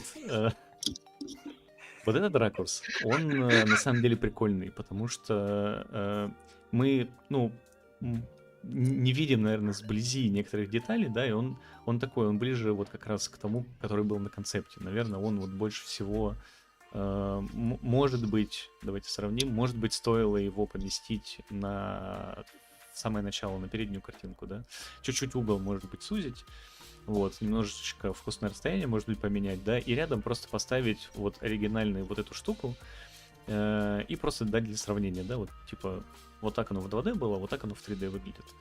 Вот, оно, может быть, чуть большее впечатление производило. Вот этот, наверное, киношный ракурс мы брать не будем, да, он такой, он больше для муда сделан. Здесь тоже не то, что много проработки какой-то, на него, наверное, опираться тоже сильно не стоило. Вот, и для передачи атмосферы, да, вот здесь использовался вот этот фог.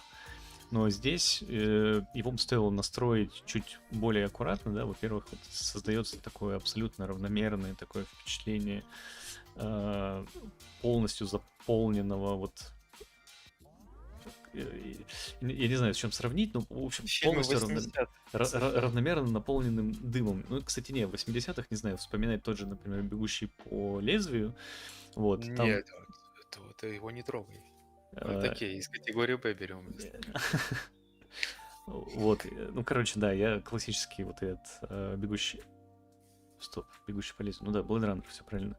Вот, там на самом деле очень хорошие есть кадры по атмосфере, по тому, как выставлен свет, по контрасту кадра. Я сейчас просто даже вспоминаю, он очень Это классный. сок просто. Да, и здесь как раз вот этого не хватает. У тебя вот этот дым, который, Никит, заполняет полностью твою локацию, он убивает весь контраст, весь интерес, все точки интереса, и внимание вот примерно вот так же, как этот дым, равномерно рассеивается по всей локации. Вот этот ракурс сам по себе прикольный просто. Здесь, может быть, не хватает, он немножко пустоват там на бэкграунде, как раз из-за того, что вот я вначале говорил, что некоторые там стены, некоторые элементы, да, они выглядят пустым. Вот здесь вот как раз это очень хорошо считывается, но сам ракурс прикольный, его можно дотянуть, если доработать вот то, о чем я там говорил в начале. Вот. Книжки, кстати, классные получились, детальные, там даже на рафность не смотреть, вот они в целом в сборке выглядят хорошо. Вот. Это- Да-да-да.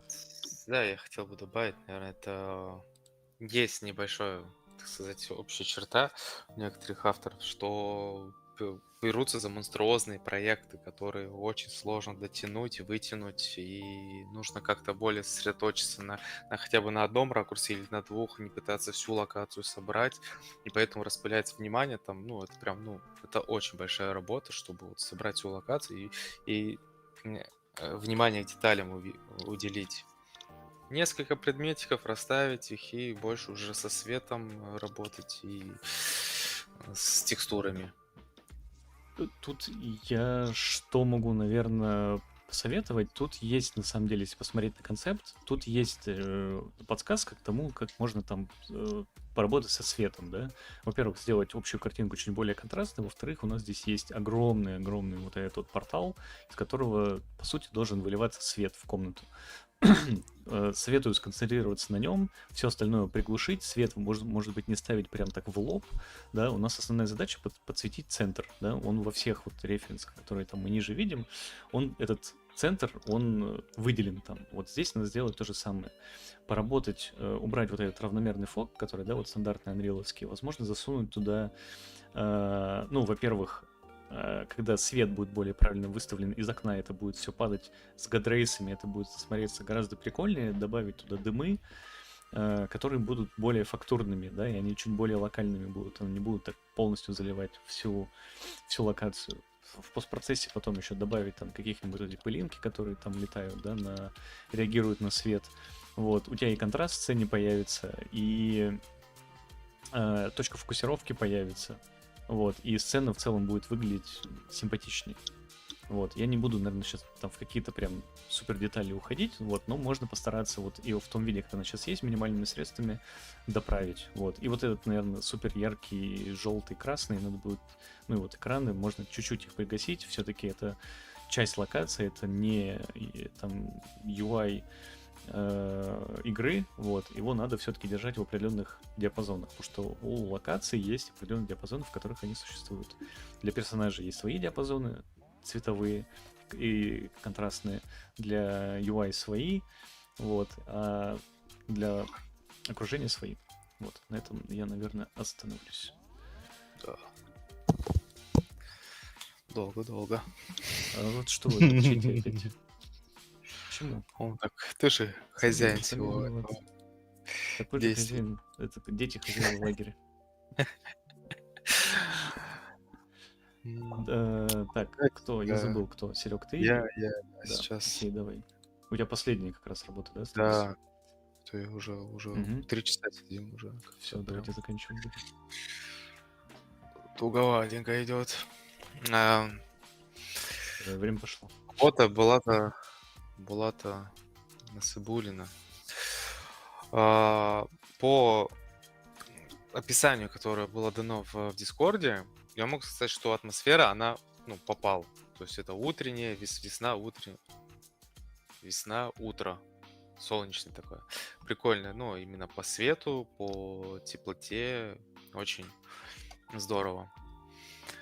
Есть другой нюанс, что немного непонятно, что здесь главное, что второстепенное и какая история эта локация рассказывается. Потому что если мы берем вот эту вот шот, то у нас все равнозначно, у нас нет плановости. То есть нам нужно было бы выделить или цветом подсветить, как у тебя, кстати, в main референсе у тебя вот как раз есть вот эта вот игра со светом более глубокая. То есть все в тени, но подсвечивается центрально вот эта полоса, яркий теплый свет, который как раз пробуждает эту всю природу. Ну, за счет крон деревьев, оно как раз в тени, и тень такая достаточно тоже тепленькая. Здесь же у нас получается, что все равномерно подсвечено. Нам нужно было увести вот этот, ну, то есть повторить плюс-минус свет с этого, с main референса. Тогда бы ощущение и атмосфера была бы намного лучше.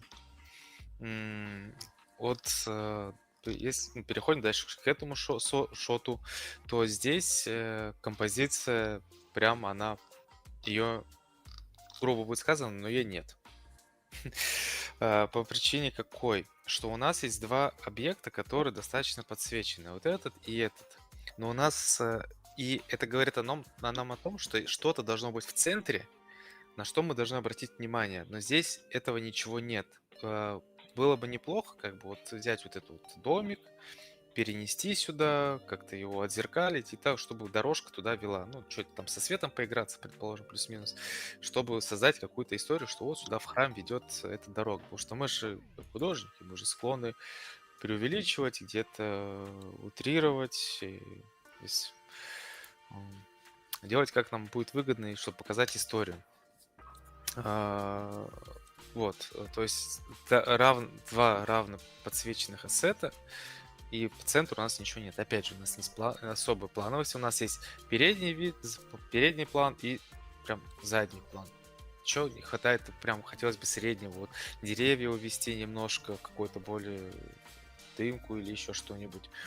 Ну, опять же, повторюсь, вот это здание вынести по центру, как дорогу, потому что здесь ассеты эти валяются, но они, ну, окей.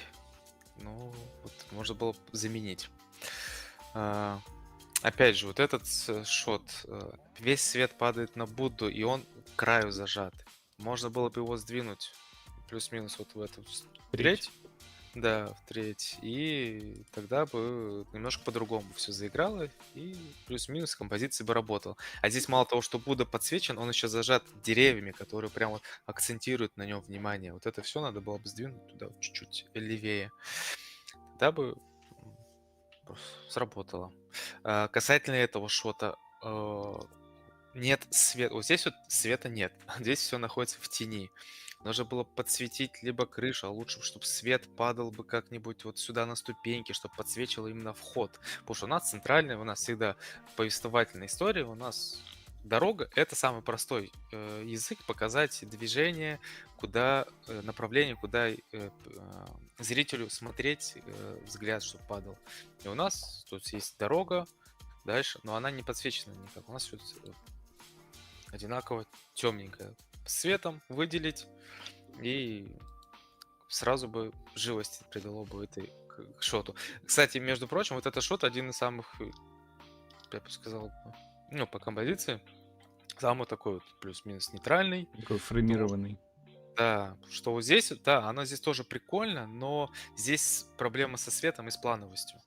Вот это, да, классно, но все прям...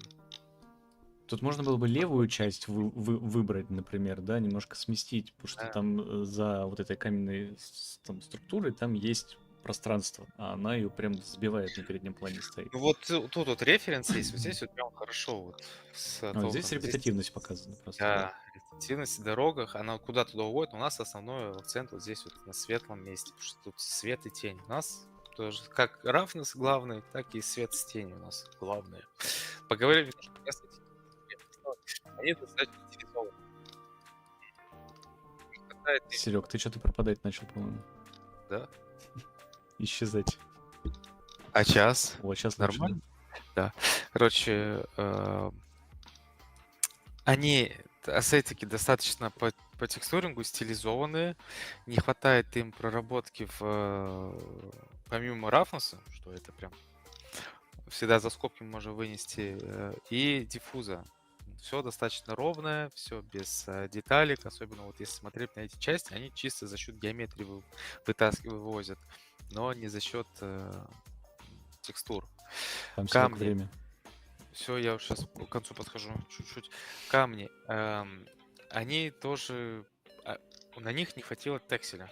Во-первых, у них не хватило текселя, и во-вторых, они по рафнусу тоже достаточно плосковатые. Нужно вот, чтобы были более матовые или наоборот более сырые. Есть у нас тут мох сыренький. Снизу более прожилочки, чтобы блестели. И камень, он тут достаточно мягкий. Края обработанные мягенькие, больше похоже на керамику, ну или такой гранит, что ли. Ну, тут камни, опять же, мягкие, их надо делать более жесткими, грубыми, вот такие обтесанные, вот сюда подошло бы хорошо, вот этот как раз и референс, прям хорошо сюда ложится. Ну и побольше немножко работы с хайполькой, то есть можно было отколоть часть какой-нибудь ему, лицо немножко подразбить, там вот эти жесткости придать, и вот опять же заметна мягкость. То есть в хайпольке больше жесткости, больше работа со светом, более глубокая плановость и немножко, и композиционное решение.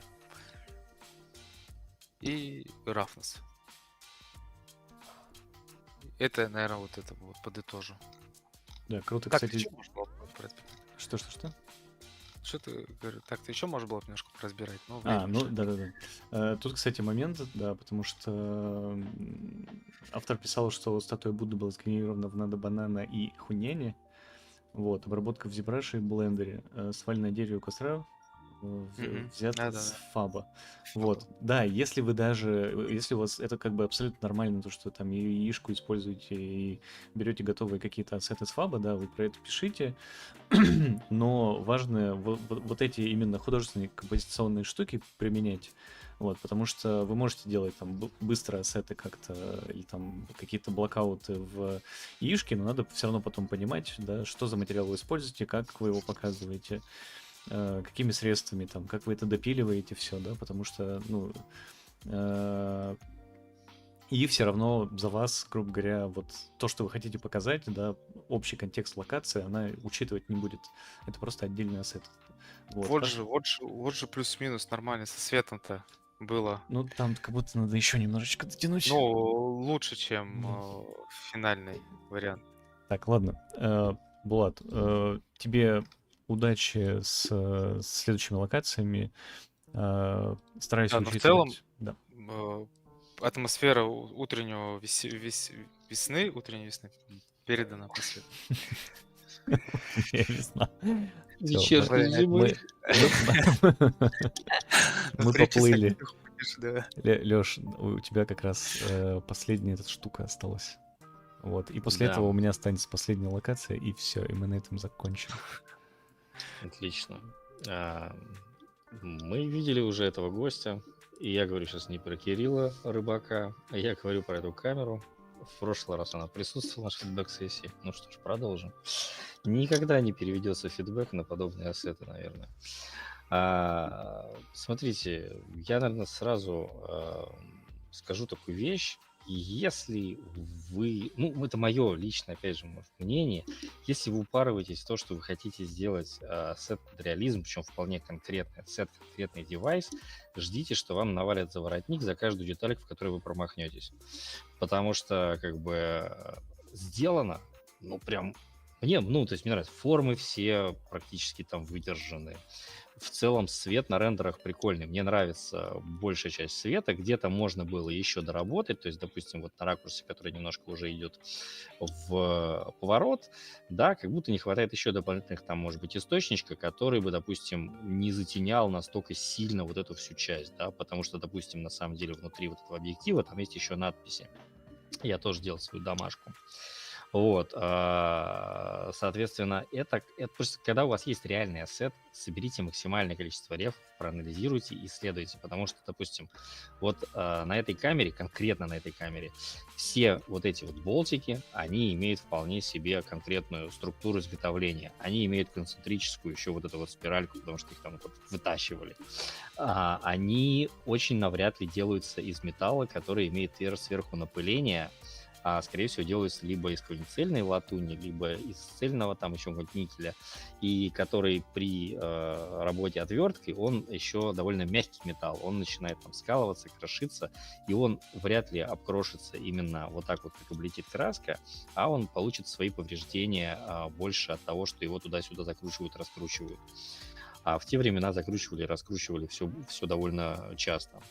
Опять же, вот здесь вот притоплен кусочек вот здесь вот фактуры непонятной. На самом деле вот эта штука, она должна быть утоплена еще глубже, потому что здесь втыкается штекер. То есть она имеет вполне себе нормальную глубину. Если вот эта деталь сделана верно по своей форме, то, например, вот эта деталь, она на самом деле на реальном ассете более пузатая и круглая. А я покажу. Вот она как светится классно. Вот как здесь штекер вставляется. Еще к радости всех, это не вот просто какие-то циферки, которые можно перекопировать с ассета 4, 5, 6, 8, 12. Нет, это фокусное расстояние. И когда фокусное расстояние равно а я оптик по образованию, бесконечности, мы получаем совсем другой коленкор, потому что здесь 4, 8, бесконечность пошла фокалочка, а не 6, 8, 12. Я как раз вот именно об этом, что Ты вот, как вот Лукашенко. я вообще, то есть, как бы, покажи свои рефы. Вот, то есть, когда ты передний нашел, а боковой, ну, что-то заленился или там не сделал. Вот. Третий момент интересный.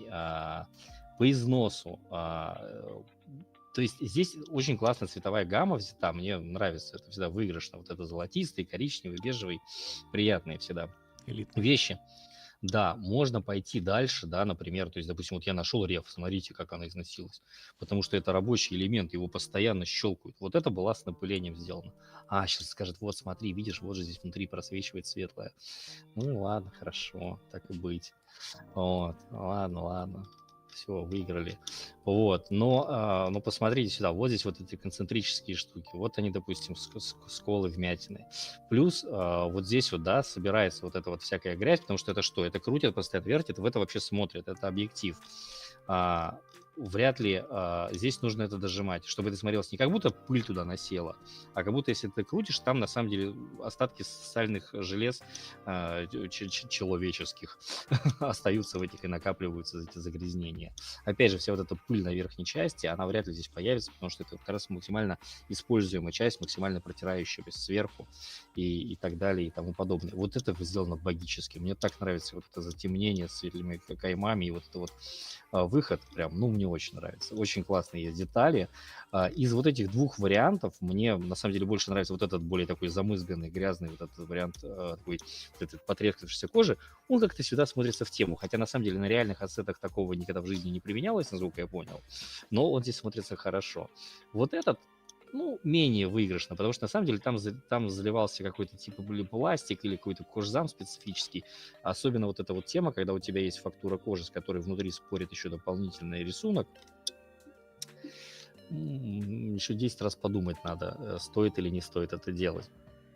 Вот. В целом, в остальном он смотрится классно. Другой вопрос, что, например, вот этот корпус, который бежеватый, он, я так вижу по многим уже камерам, я это не первый, который посмотрел, он имеет, на самом деле, немножко другой вид. Он имеет такой с флоком, такой с переливчатый материал металлический, который тоже классно смотрится. Я не говорю, что это смотрится плохо. Это хорошо смотрится, на самом деле.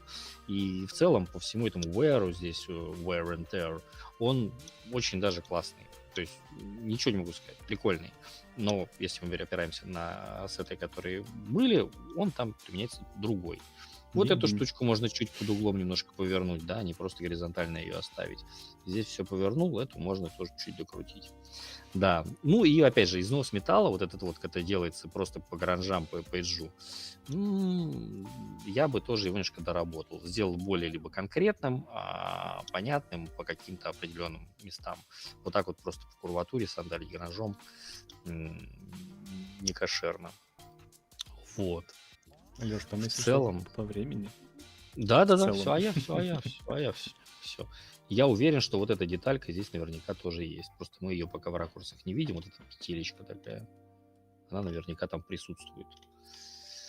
Ну, сделано вообще Если- мощно, конечно. Мне кажется, Леша выискивал просто места, до которых можно докопаться.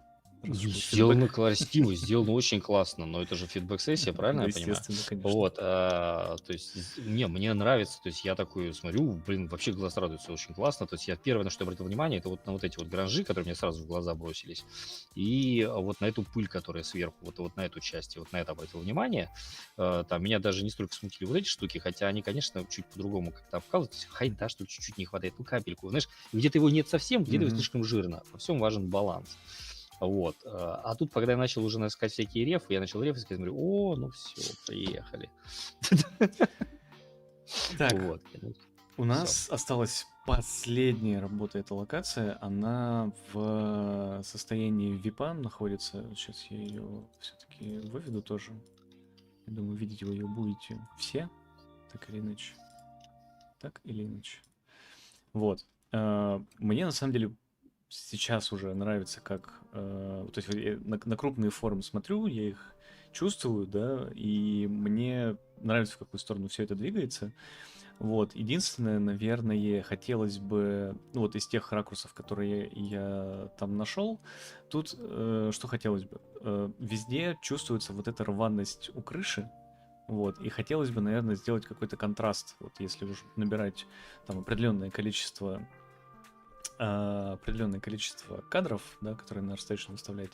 Здесь хотелось бы где-то, может быть, в интерьер чуть больше залезть, вот, или, может быть, закрыть где-то какую-то часть крыши, вот, и показать вот этот контраст между светом, тенью. Вот этот шот, на самом деле, он выглядит очень фотографично, вот, понятно, что как бы там отчасти люмен делает свое дело, отчасти просто камера засунута в такое место, да, что мы чувствуем вот этот вот небольшой контраст, что мы как будто находимся в тени, а там оттуда падает свет.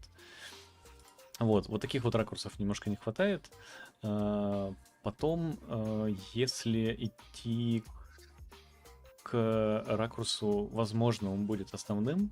Вот он похож на основной ракурс, который, скорее всего, будет первым, наверное, на ArtStation. Вот. Тут есть момент того, что он такой, он симметричный, он понятный. Тут практически понятно, куда смотреть, потому что у нас есть фокусная точка здесь, и вот эта штука и просто из-за своего силуэта очень сильно притягивает на себя внимание. Это сейчас оно белое на белом, может быть, не так сильно, там облако еще сзади, не так сильно в глаза бросается, и хочется смотреть сюда, потому что здесь контраста больше.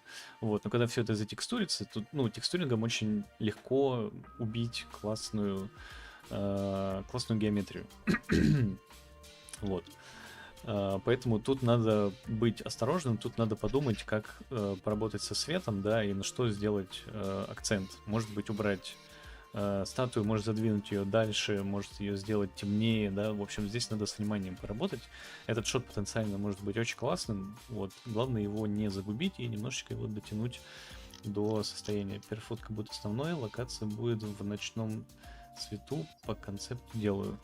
Ну, окей. Но, кстати, в дневном свете она тоже смотрится очень классно. Вот. Тут, наверное, может быть, нету вот конкретно какой-то атмосферы общей, да, но здесь вытягивается все за счет как раз вот этих вот геометрических изломов, да, и восприятия объема из-за того, как конкретно свет направлен. Вот. Если, в принципе, стараться соблюдать вот этот баланс, то выйдет все. Короче, можно не загубить, грубо говоря, эту работу. Вот, потому что очень хочется, чтобы она там довелась до конца и была прям сочной, потому что у нее все для этого есть. Вот, что, наверное, здесь, над чем еще можно было бы поработать, это первое, что, наверное, когда смотришь на материалы, да, есть вот ощущение того, что оно может пойти немножко не в ту сторону, да, потому что мы везде чувствуем вот этот объем, тут геометрии довольно много, но когда мы смотрим на стену, здесь нужно будет поддерживать вот этот геометрический объем, да, либо вставлять, опять же, либо это там будет дисплейсментом сделано, да, либо там parallax occlusion, либо здесь просто куски геометрии какие-то вставлять, да, но это может быть очень геморройно, поэтому тут надо подумать, какой способ лучше подойдет. Может быть, там действительно сделать шейдер, который будет смешивать разные карты там дисплейсмента, да, и выдавливать как-то вот стены, где-то кирпичи будут провалены, где-то они там выпадут где-то. То есть вот эта куча здесь тоже лежит, да, по каким-то причинам, да, может отсюда что-то там нападает, маленькие кусочки какие-то, вот, потому что с кучками тоже надо работать по правилам, там, крупное, среднее, мелкое, вот, учитывать, что у нас там наверху находится, там, да, и вот эти все истории, вот. Кстати, вот здесь, может быть, стоило вот эту крышу и закрыть, а здесь иметь уже вот этот открытый интересный силуэт, через который, ну, будет там солнце пробиваться, или лунный свет, и так далее. Вот, поэтому сейчас немножечко переживаю за вот эти текстуры, но я надеюсь, что все-таки они двинутся в нужную сторону, Руслан. Мы на тебя надеемся. Вот, потом по части пола тоже хочется сделать акцент на том, чтобы, как и со стеной, да, вот то, что я говорил, что, во-первых, не хочется вот такую вот ровные такие вот линии иметь. Все-таки это делалось руками, вот, а руки, как правило, не совсем прямые. Вот, и вот здесь есть небольшой намек, да, вот на вот это вот, на неровности, но здесь тоже, ну, скорее всего, вот эту плиточку хотелось бы делать какими-то модулями геометричными, да, чтобы свет, когда на них попадал, он показывал нам вот всю эту мощенность, да, то есть вот что она из булыжника там собрана, да, или из камня, который там потрескался, какого-то куска вот там, вот, допустим, здесь нету, вот удалили его отсюда, из-за этого у нас там появился перелом. Понятно, что здесь это все еще нужно дополнять всякими там, очень хорошо работать с рафнесом нужно, вот, блики, чтобы ловило, да, вот все материалы, все фактуры там и так далее. Вот, к тому же здесь будут источники света еще стоять дополнительно. Вот, они должны очень хорошо там вести нас по определенному пути, показывать фокусную точку. Вот. А вот эта вся история с... Ну, кстати, вот это вот тоже, да, вот я сейчас только заметил, на самом деле, что здесь есть обломанная стена. Ее прям вот лучше на геометрии делать. Вот не оставлять это на текстурах, потому что здесь явно есть намек. И обязательно не забыть, если уж у нас есть дэмидж вот здесь, то дэмидж должен быть и вот здесь. Поэтому, скорее всего, нужно будет дополнительный модуль сделать. Вот, отколоть его как-то. В общем, Ксюша сегодня примеры показывала, как это можно делать. Вот, поэтому последнее, наверное, вот что еще хотелось бы сказать. Мне очень, на самом деле, понравился вот этот материал тримовый. Какой у него задел, да, тут есть классные перепады по карте Альбедо, да, он такой, он не плоский, он интересный, есть и там потертости какие-то, да, есть потемнения общие, они очень хорошо пятнами распределены, вот, есть какие-то акцентики небольшие, да, они прям вот, они не пестрят, они очень хорошо садятся в целом, вот, здесь сложно понять, что с рафнесом происходит, вот, но его нужно стараться тоже поддерживать на таком же интересном уровне, то есть есть у вас пятно, оно обязательно должно в рафнесе повторяться, есть у вас вот такое темное пятно, оно должно обязательно в рафнесе присутствовать, вот эти скольчики тоже очень в тему, очень хорошо смотрятся. Вот, классная текстура, мне понравилась. Единственное, что, может быть, вот эти вот квадраты, они очень ушли в темноту, очень равномерно так. Вот, и здесь, может быть, по окклюжену стоило бы, наверное, почистить какие-то моменты центральные. Вот, там, ну, не такими пятнами, вот, но как-то, короче, чуть более... Вот здесь есть какой-то намек на очищение, скажем так. Вот, короче, чуть-чуть с текстуркой еще поработать, а так у нее очень классный задел. Вот, я прям желаю успеха с финализацией этой работы. Может скидывать, вообще в целом можете скидывать свои работы, даже недоделанные в Discord, на фидбэк и так далее. Какие-то ребята, может, что-то вам подскажут, свои своя голова хорошо, а глаз все равно замыливается рано или поздно. Вот, на этом я, наверное, закончу и прочитаю то, что написал Руслан. Текстуру буду менять стены, displacement, да, думаю об этом, переживаю про большое количество геометрии. Что думаете об этом насчет пола? Я его буду либо геометрией, либо частями геометрии.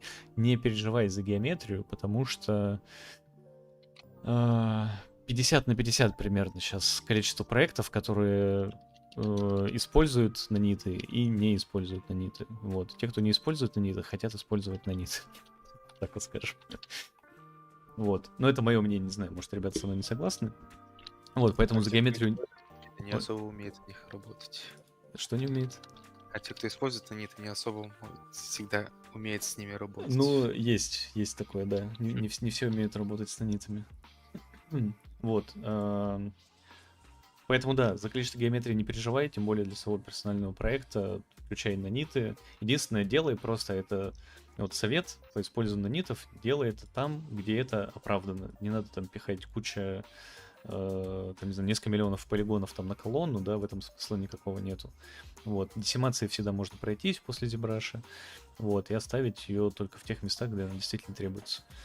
Вот, наверное, если никто больше ничего добавить и сказать не хочет, мы все чертовски устали, видно по лицам.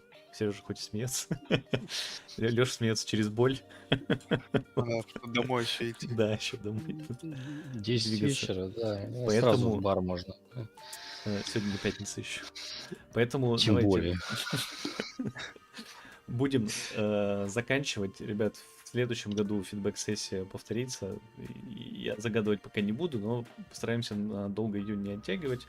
Кроме этого, у нас в планах есть еще другие активности, которые будем проводить в Дискорде, поэтому подписывайтесь, смотрите за обновлениями, стримы, которые будут, они будут поститься тоже там. Ребят, вы знаете, где найти, если кто пропустил середину стрима, в описании под видео есть ссылка на менторинг. Все ребята, которые здесь менторы присутствовали, они доступны на сайте Ментор Кампуса. Всегда может прийти, договориться, забронировать время, выбрать локацию. В общем, да, связаться с ребятами, они все там присутствуют. Поэтому всем еще раз спасибо, мы будем заканчивать. До новых встреч. Всем пока. Да, спасибо большое. Да, Было всем круто пока. присылать еще работы.